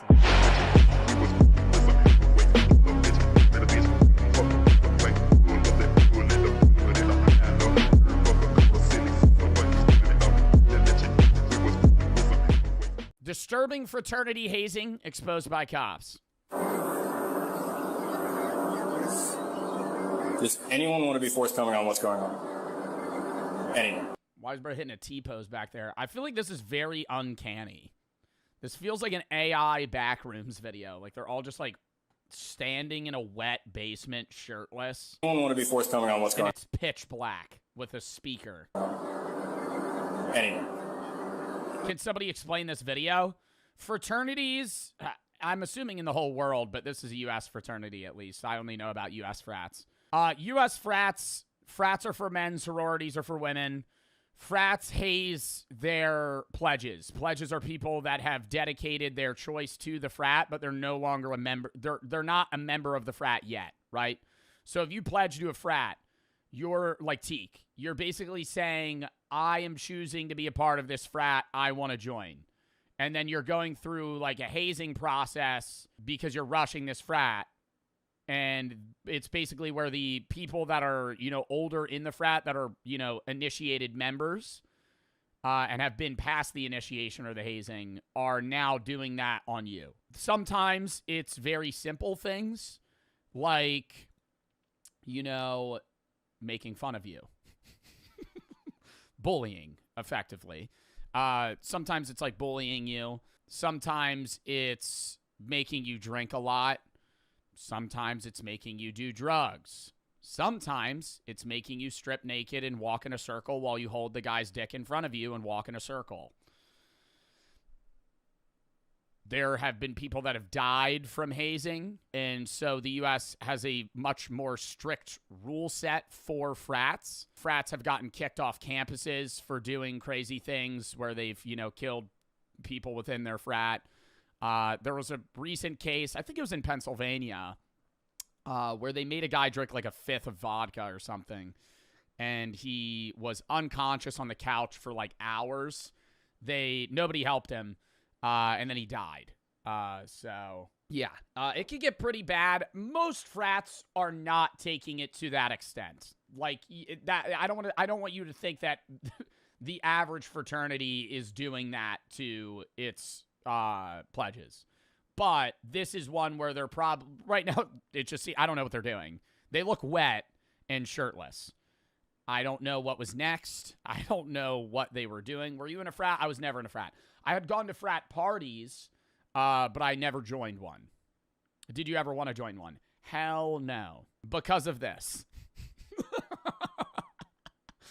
Because it's like you pay to be in a frat, and they bully you before you're their friends. There is valid things, like frats do a lot of charitable stuff as well. Like there's a lot of good fraternities. Like I'm not knocking on the entirety of a frat as a whole, right? Like fraternities can do a lot of good. They can breed a lot of connections for people within college for when they're out of college. They do provide some sort of benefit, right? But they also have a lot of downsides. Police and firefighters responded to the Alpha Delta Phi fraternity house after a fire alarm went off.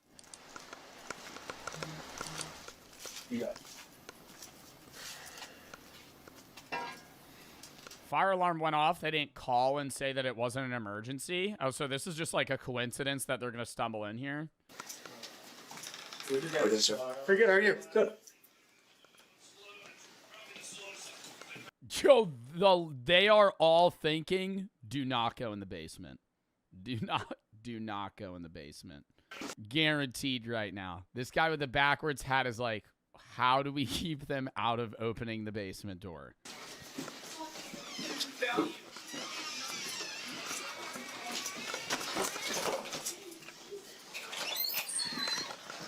Hey, guys. Why does every frat look like this? Actually, why every frat house feels like a house that was built in the 60s and has like clearly repainted walls, but like so much repainting that it feels like it's just like dripping off. There's like a level of moisture. It always feels wet. Hey, guys. What's going on here? Is a frat house where all of them live? No. Not every member of a frat lives in a frat house, but a lot of them do.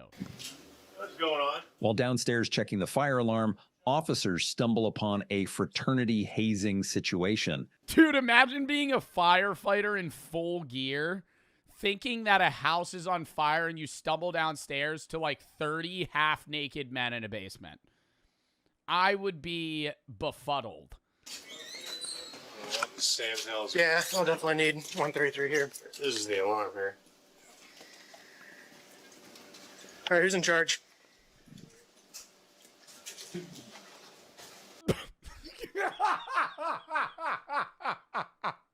They have a fraternity president. They're just, I feel like it's him. Like there's no way. For him to go, it's gotta be him. Looks like we have quite a bit of hazing. What level is hazing illegal as a whole? I don't actually know what. I'm going to Google that. Is hazing illegal? Hazing's illegal in 44 states. Wow. But I know frats still have. But it's like, what constitutes as hazing? That's what's like very confusing to me. Somebody said, can you say no to hazing? Yes, you could say no to hazing. Yeah, no shit, you could say no to hazing, but it's like a level of peer pressure, and then you're also just not going to be in the frat if you don't get hazed. They'll just kick you out. So it's like a social pressure. So I'm asking you. Is there a hierarchy? Yeah, you have a frat president. You have a leader. Who's in charge? We can talk upstairs. No, we're going to talk right here. Who's in charge? Couple of us are. I mean, I don't know. Yeah. I don't see a point in why he wouldn't just tell them, because frat presidents it's public info. Even if they were like, I don't know who's in charge here. Like at some point they'd be like, this is the president of this frat. I don't have to tell you. Okay, well we need to find someone who's in charge, because this is ridiculous. Hey, this stops here, guys. Oh my God, they're blindfolded. This is a police department. And they're covered in, like, mud. What the fuck? This stops here. Who's in charge? They're upstairs. The problem with that I've always had is, like, if you were hazed, because when you get hazed, they can be, like, really fucking mean to you. Why would I want to then be that guy's friend? You know? Because once you're past the hazing and the initiation, now you're a part of the frat. So, like, now you're boys. And so I'm supposed to be like, dude, you didn't make me, like, do all that for, like what the fuck? But it's like a constant, it's like, it's an initiation, but it's they did it to me, so now I have to do it to them. You know what I mean? Not a tradition, because when you say tradition, it makes it sound good. What would that be called? Like, is there a word for that? Where it's like, they bullied me. Yeah, it's like a cycle, not a tradition. Because a tradition makes it seem like there's like culture a part of it. It's not even a rite of passage. it's rite of passage is even, I feel like that's making it seem better. Because it's like, I mean, now I think both sides really are against Israel. But like early, like years ago, right? Not years ago, like a year ago, year and a half ago, when I said that I supported Palestine, the amount of people that were like, I fucking hate you. Okay, don't watch me. It's not a PR thing, dude. I've gotten fucking death threats for my views. On either side, that's going to happen. Just like how I mentioned Speed earlier, most of his rebranding came from him maturing from being a teenager that grew up on the internet and watching edgy creators. That actually went out in the real world. I literally think that's the arc that I had. Like, people will be like, you're so much more political now. I'm like, no, I just have a philosophy channel and a lot of philosophy takes somewhat intertwined with politics. I started content when I was a teenager. I'm now 23. I've gotten older. I think my content slightly matured. World and saw real people. There's a reason why the most edgiest creators on any platform, most of their audience is teenagers, because that's when you're the most on the internet and have the least life experience. There's also rebrands that are straight up a hard launch and the person is saying this is exactly how they're going to be moving like, which is usually more dangerous because you're telling the entire audience you built up that you're no longer that person they watched. And the newest rebrand we have from a big creator is none other than Kai Cenat. I don't think we've had a hard launch rebrand from somebody as big as Kai Cenat in a while. I'm gonna have the take that I think he approached this goal of making clothing very poorly. And I think he took the break from streaming for his mental health, which was needed, and I have nothing wrong with that. But I think going from streaming all the time to disappearing for 4 months to saying you're just gonna quit streaming and start a clothing brand, it's like, well, now how are you gonna promote it? Your entire audience watched you for your personality, and now you want to start a clothing brand, but your means of promotion for that clothing brand no longer exist because you're not streaming anymore. It's like, I think the best way that he could have done it was stream less, still stream, start the brand, and then slowly go from like streaming to clothing and then just done, right? Versus just being done and then launching the clothing brand. You know what I mean? Like, how are you going to promo it? Not too long ago was he yelling yacht at women getting up on his stream. Saying so. I'm sorry. Let me lock him out real quick. I mean, you know what? I bet. Go ahead. The thought of an historian in the year 2900 going back to this time and studying these type of clips always crosses my mind. And now Kai's brand new look is him launching a fashion brand and trying to become a designer himself, while also self-helping himself by trying to fix his reading struggles and working out. Off the word, I don't have a problem with the reading videos either. It's like a self-accountability of like posting those videos to ensure that you read more. But I think being able to read and then comprehend reading is two different things. When you read out loud, I mean, maybe this is a person-to-person thing, but I'm just going to have this take. I think if you read out loud, you're not actually absorbing what the fuck you're reading most of the time. Like, if you're focusing on the pronunciation of the words, you're not actually focusing on the meaning of the word itself. Like, all the videos that he posts are him reading for 30 minutes, and he's not actually reading. Like, he's reading, but it's reading for pronunciation, not reading for understanding. And those are two different things. You could read for understanding, but if you're focused on pronunciation, you're not focused on the purpose or what you're actually absorbing. Working out. Off the wording itself, it doesn't sound... It's the reverse for me. I think it does vary, but I think if you're like trying to read and you're focusing on the pronunciation of that word, you're not actually focusing on what that word means. He does look up what those words mean, but it's like, if I'm reading 5 pages, I'm going to absorb it a lot better in silence than out loud. I think it depends on the person, but I think largely, like, I kind of have that take from the idea of popcorn reading. Like, when you were a kid and you had popcorn reading and your name got called, whatever paragraph you just read, you were not focused on what the fuck that shit meant. You were focused on not stuttering and pronouncing the words in a meaningful way. Right, or not a meaningful way, the right way. Bad at all. There's been two reactions to this. One Leon for the sub. being people who just hate to hate and basically hate on any. You rebranded? I think I had a rebrand from the loud beanie guy to me, but that took a while. I don't think that rebrand took place until 2022. I think around 2022, like the summer of 2022, I started actually making content that was me. I think prior to, it was like just like LARPing as some fucking angry beanie guy. And I do get angry, but I think like I don't like any of the content that I created, like even honestly like 2022 and prior. I think 2023 I was like, okay, now I just like make the content I want to make. Anything Kai does. If Kai does something like save a cat from a tree, they're in the comments saying some like he's worse than Hitler. Then there's a other group of people who genuinely just find his rebrand corny and don't like it. And if you see my videos, I've defended Kai from random who just hate to hate on the internet or try to find a random problem. But I've also been critical of Kai, and this rebrand was executed terribly. This all started back when he ended a subathon at the end of September in 2025. He hit 1 million subs, had 1 million viewers at the end. He had the Mafiathon really did feel like a very heavily branded event though. Like it was so focused around the gaining of subs rather than the content itself is how I felt. Not to say that there weren't good bits, but it was like, we want to hit 1 million subs, so we're going to do everything to hit 1 million subs. And everything was like monetizable, where there were like certain days where subs were matched and they were like subs off, and we're going to have like power hours and stuff. Every celebrity in the book on it. LeBron James shaved his head on stream. We could have just left the last part. All we needed to see was the king on stream. And after his stream ended, he decided to take a long hiatus to spend it with his girlfriend vacationing around the world, seeing different places. Kind of awkward knowing that now, considering they just went through a pretty public breakup and she's dissing all of his friends and people around him. On this vacation, he was— Didn't she cheat on him or something? Yeah, like I feel for him in that sense of like, I get his break, I get his mental health break, but it's like, it's hard to pivot from an entertainer. I was saying this the other day to my friends. I think Kai was one of the most successful entertainer on Twitch. But I think going from being a forefront entertainer riff guy to a creator is two different things.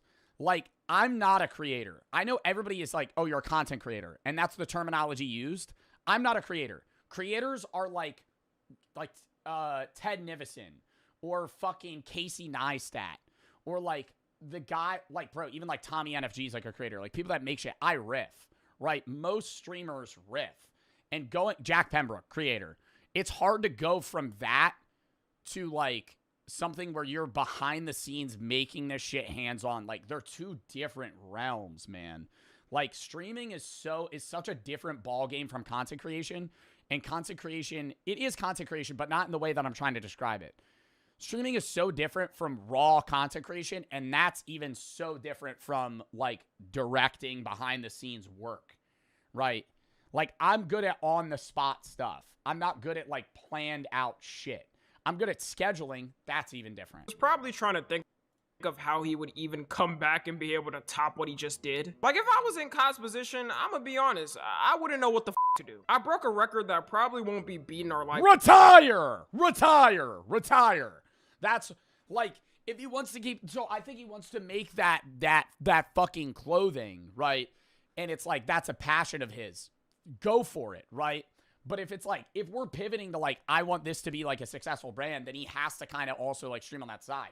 Like, I mean, bro, like Kai's probably worth $100 million plus. Like, he could just retire now. Time it had it's like whatever you want to do. LeBron James on at the same time. I gotta end off everything with that. Which is why he announced in a video on January 13th that he's officially quitting streaming. And it turns out that was actually clickbait, shocker. The whole video was oh, he's not done? An announcement for his fashion brand and showing his journey on making his clothing brand. While also announcing he's been secretly posting videos on another channel that will document his journey. This was probably the worst thing he did in his rebrand and is the thing people are making fun of the most. In the reading videos, one weird thing he does is flex the phone timer after his reading time is supposed to end to show people that he's become a reading god above the average human brain input and output. Location, creating, and implementation intention is a strategy you can use.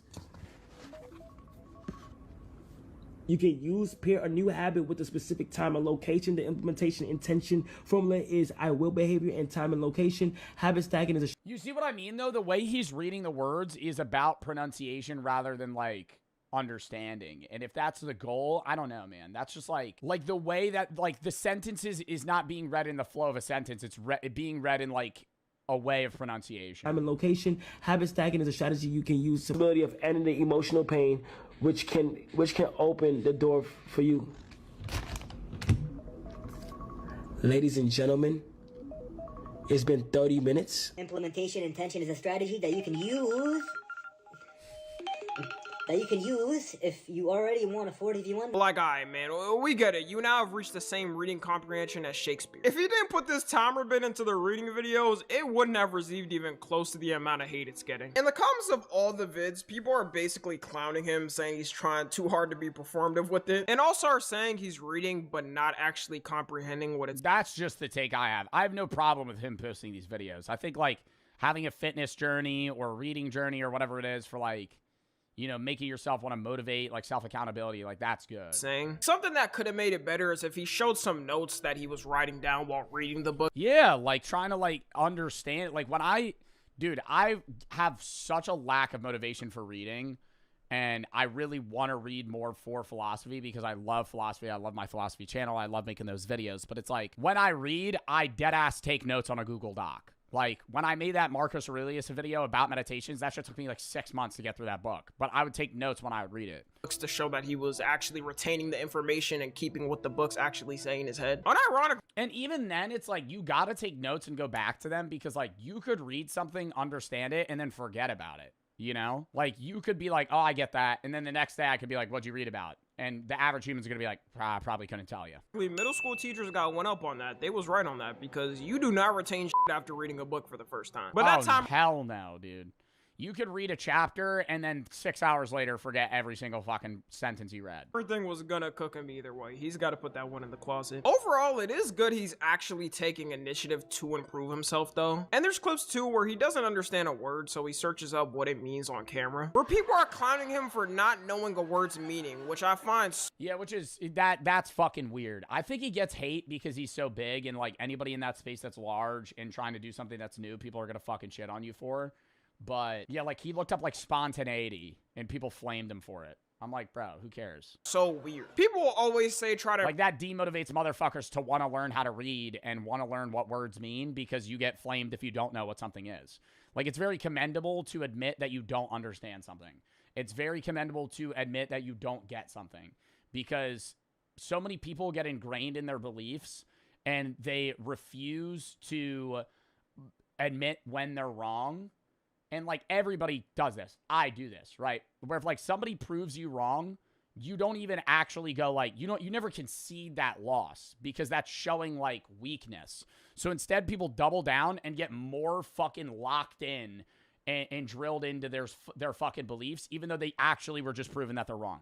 That's why one of the best ways to change somebody's mind is to get them to arrive at your opinion by questioning them to get them to arrive at your opinion themselves. Like, if I want you to believe that UBI makes sense, I don't want to explain to you why UBI makes sense. I'm going to question you with 30, 40 different series of questions to where eventually you arrive at the idea that you think universal base income is a good idea. And you're going to say it, and then I'll go, that's a good point. And then you're going to go, I know, thank you.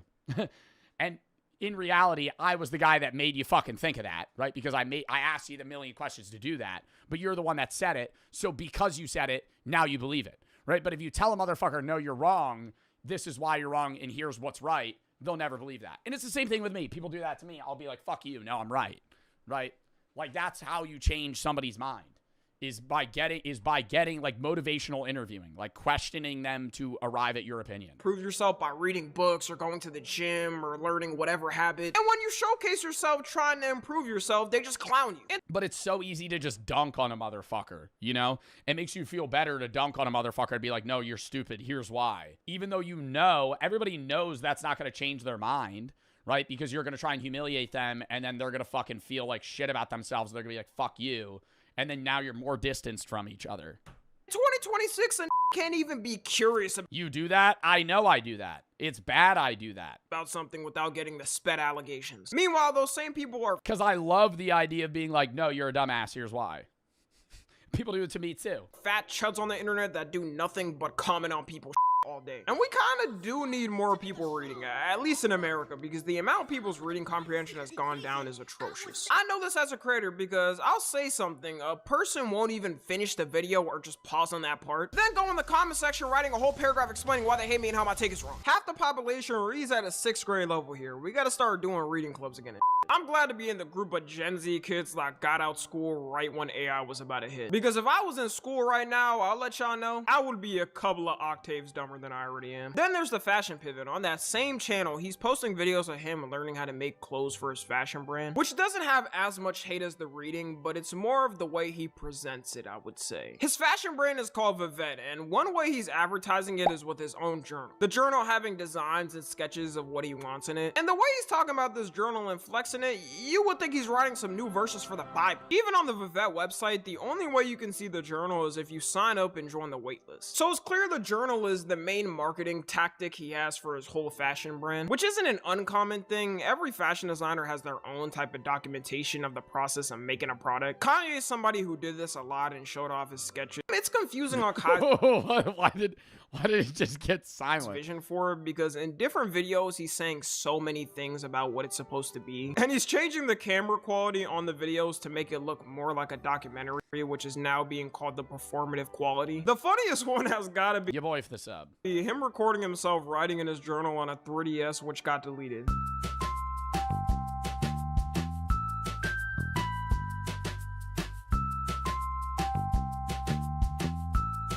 Why is he recording off his 3DS? I don't know how to describe it. It's like a track, right? And then everybody's on it. And then when you achieve a lot or you do good, you start to succeed. You start to exceed it. Like you start to keep going at a crazy. The way like I'm a little dark and shit. Like shit dark for me. But as soon as I hold this journal up, it's a lot like more focused on it.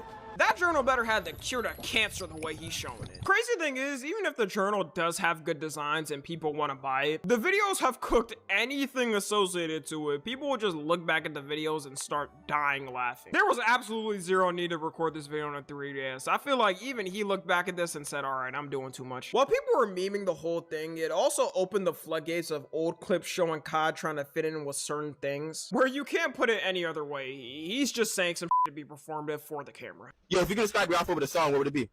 Viva La Vida. Viva La Vida by Cosplay. These is kind of busted up, but headphones. That's what I need. Like, bro just had that shit in the dome. What would you describe your outfit as? Bro, I'd be like, I don't know what fucking song my outfit is. By Cosplay. These is kind of busted up, but headphones.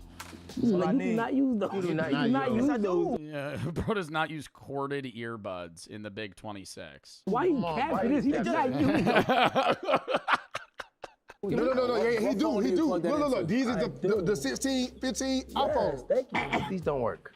No, it just broke today. How it broke? Kai, you can use AirPods. We know you're rich, dog. And before people get on my ass for wearing these wired headphones, look back the past 4 years. I've been wearing these in every single video the past 4 years. All right, I'm not faking. Yeah, bro, you need the fucking wireless one. Well, I still use these because these are good with a mic for TikTok. They probably got my ear goop in them. Yep, you got my ear goop. That's how you know I use them. When your earwax gets all stuck in those motherfuckers. I'm not sure why he does it or if he tries to do it subtly so people don't notice much. But in 2026, with all the forms of social media we got, people are gonna be able to tell when you're faking it. I do believe though that even with all these performative shenanigans, he actually got into fashion and likes it. You can tell his fashion game. No, I bet he does like fashion. I bet he does want to make good clothing. But it's just like, I don't know. Like, do you think that like management or PR or somebody was telling him he has to like do these videos, or he was like, I want to promote it this way? I don't know. Because I think he wants it to have its own meaning outside of just him. Because it's not like merch. Like, he wants to transcend it from Kai merch. Because like, it would guarantee, that's how I'm perceiving it. It would guaranteed be successful if he just dropped clothes and was like, yo, my brand, I'm gonna call it Vivette. It's Kai merch. Buy it.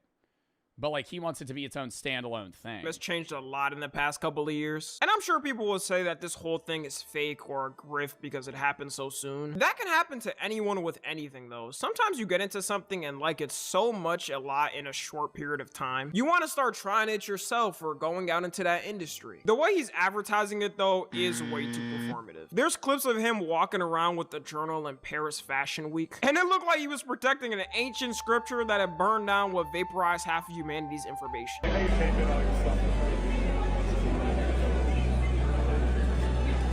Yeah, like what the fuck am I watching right now? Like I have no idea what to, like why are there so many pictures being taken? What is this? Where like this is at a fashion week, but he's just like flipping through the journal. Why? Wow.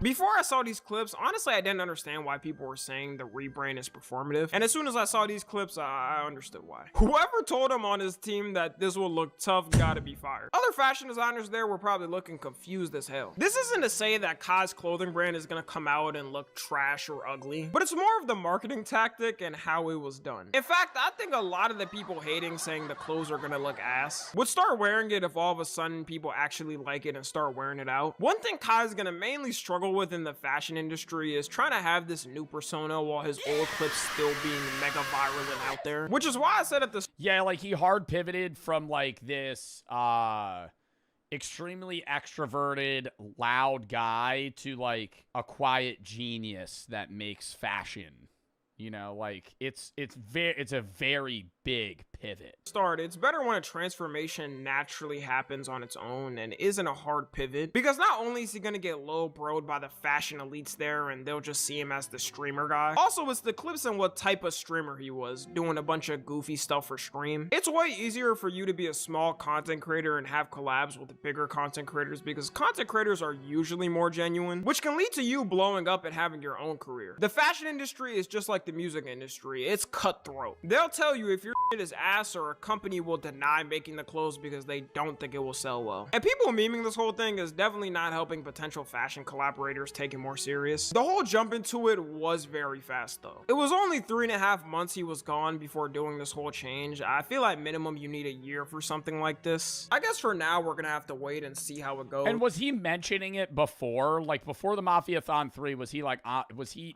don't know. Like, did he say, I'm gonna make a clothing brand? I don't know. Or was it like out of nowhere? If he's gonna completely quit streaming, but if I was his friend giving advice, I say hell no. No matter what is he had to have mentioned it once. Content creator, unless you're gonna retire after like 10 or 15 years, you gotta serve the people that built you up to what you are, or maybe that's only me. So y'all will have me for another painstaking 10 years at minimum. Enjoy. Follow me on Twitter, Instagram. Love Tommy, bruh. Rebrand that cut when Tommy rebranded into having no afro. Tommy's cut always get inflamed. Speed in the beginning, it was nothing but a minstrel show. So happy he rebranded instead of role-playing as an ape.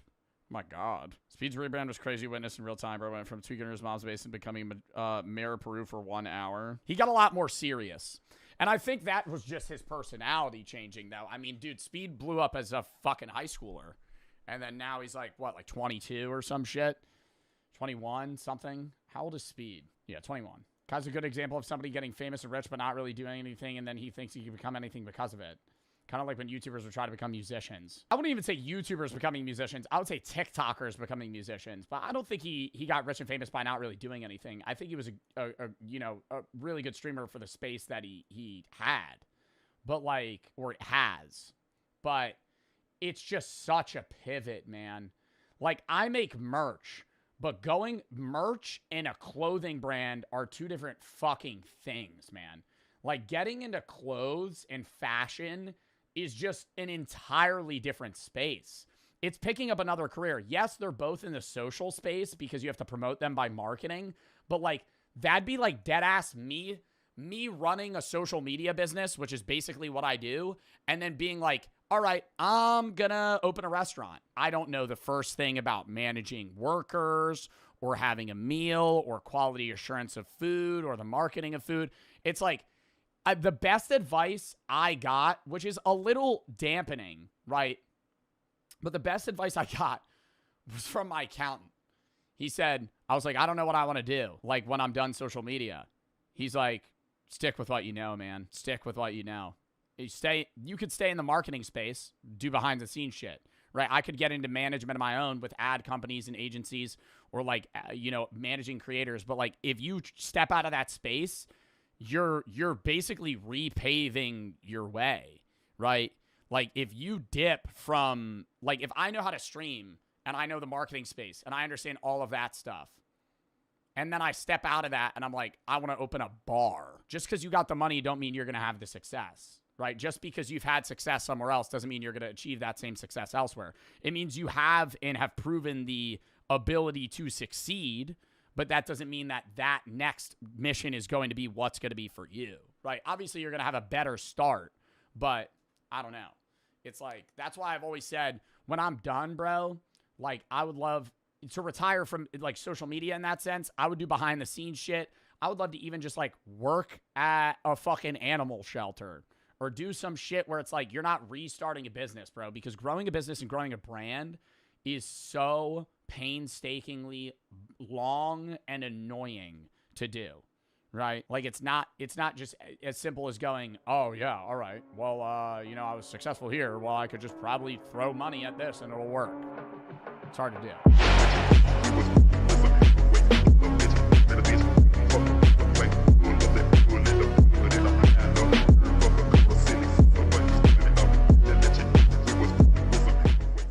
For cornballs. Labubus aren't cute, they aren't luxury, they aren't culture, they are overpriced gremlins that TikTok convince you to worship. This product might have had one of the fastest deaths I've ever seen, though. Like, majority? I'm not saying majority. I'm saying the majority of millennials will have more money to spend than Gen Zers on stuff because they'll have more money.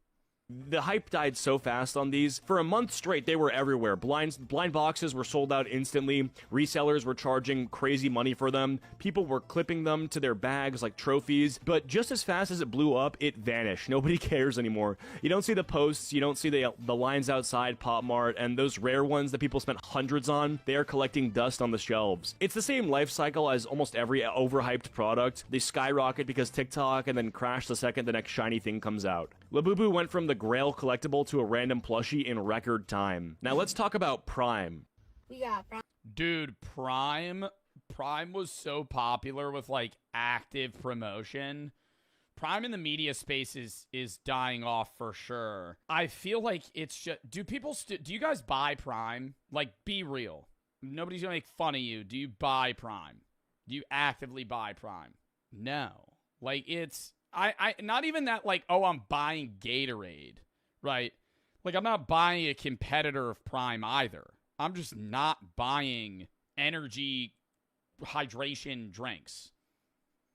Like, I'm just gonna drink water. If I'm being honest, like, I'm either drinking something that's caffeinated and gonna get me wired, or I'm drinking water. And if I'm drinking neither of those, and I'm drinking something that's flavored, I'm not drinking a hydration sports drink. I'm going to drink like an ice or like a soda or something like that. Prime, boys. We got Prime. We got Prime, boys. Bro, that era where like kids this age were collecting Prime bottles and putting like LED lights in them. And it was like what they had as their collection by like their gaming console. They're like, yeah, I've had every flavor. I've had lemon. I've had grape. I've had blue raz. I've had glowberry. I've had ice pop. I've had the USA red, white, and blue flavor. Like, oh my god. Collect the Prime bottles. I mean, I used to collect like soda bottles and glass bottles and stuff. Everybody goes through that weird phase when they're a kid. Oh no, not everybody. But did you guys go through a phase where you collected random shit that didn't really matter in hindsight? Like silly bands? Silly bands or bottles or rocks or something that you thought was valuable that really had no meaning outside of what you attached to it, which is life in general, really. You know, it's what you make of it. But feathers, yeah, soda tabs. I feel like once you hit like 8 years old, you're just like, wow, I really love blank. And then you just kind of like get obsessed with that for a year. And then you're just like, dude, one day I gained consciousness and I was like, why do I have so many fucking glass bottles in my room? And I just threw them all out. Not even because somebody made fun of them. I was just like, I don't want these anymore. Now listen, let's be real, Prime is dead, but when it launched, it was everywhere. Kids were hoarding it, stores were selling out, people were paying scalper prices for plastic bottles of candy water. Logan Paul and KSI had half the world convinced that Prime was the second coming of Gatorade, but now, nobody cares. The shelves are full, the hype is gone, and the only people still drinking it are middle schoolers who think that the ice pop flavor makes them athletes. And honestly, it was never that good to begin with. Every flavor tasted like liquid Jolly Rancher. Me with Gatorade shoes? Holy fuck. When I was a kid, those Gatorade shoes, I fully believed they fucking made me faster. I genuinely thought, I was like, this is actually upping my athletic abilities. If I eat a Gatorade shoe and then go run, I will perform better. You drink half a bottle and instantly feel your teeth start dissolving. It wasn't. You would believe that? I remember I had a classmate. One of the earliest memories I ever had, I've told this before, preschool. I raced a kid named Tyrone in my class. He was very cool. And he had Nike sneakers. I had Skechers. And he tried to convince me that the Nike swoosh physically made him faster. And I was like, no, it doesn't. He said, yes, it does. And that was the extent of the conversation. Then we raced and I won. Barely, though. We ran like 20 meters because we were 5.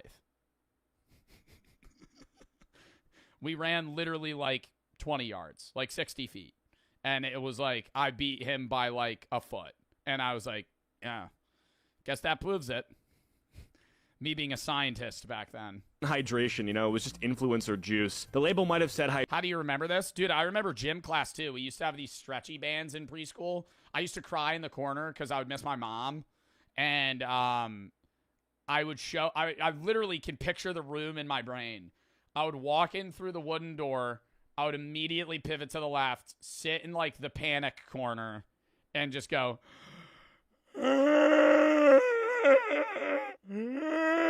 for like 30 minutes. And then randomly, this one, she was like a big lady. She was very sweet. She came over. She'd be like, are you okay, honey? I go, no. She would go, do you want to, like, you know, join the other kids? And I go, oh, yeah. And then I would get up and I would deal with it. Then I'd be fine. It would be every day. Literally every day. I would cry. I remember 3rd grade. I had to transfer schools. And I told my mom, like, she dropped me off and I was like, I'm going to throw up. I was like, I can't do this. I can't do this. I was so afraid of people. I was so introverted. And that was for like a good portion of my life. Hydration drink, but the ingredient list said pre-diabetes in a bottle. The funniest part was the resale craze. You know, people were... During preschool, or God, see, we got to get back to the video. I'm sorry. During recess, I used to sit up on a hill by a tree and I would watch everybody. And I talked about that before. And I would also sometimes sing to myself. I would be like, I want to go home. I remember that. It was so cringe looking back at it. But I used to like just say, I want to go home. Like over and over. I would be like, dude, this sucks. I want to be playing the game. And then I would get home and I would play fucking Paper Mario for like hours. And I would just get stuck on the same spot. Super Mario Sunshine.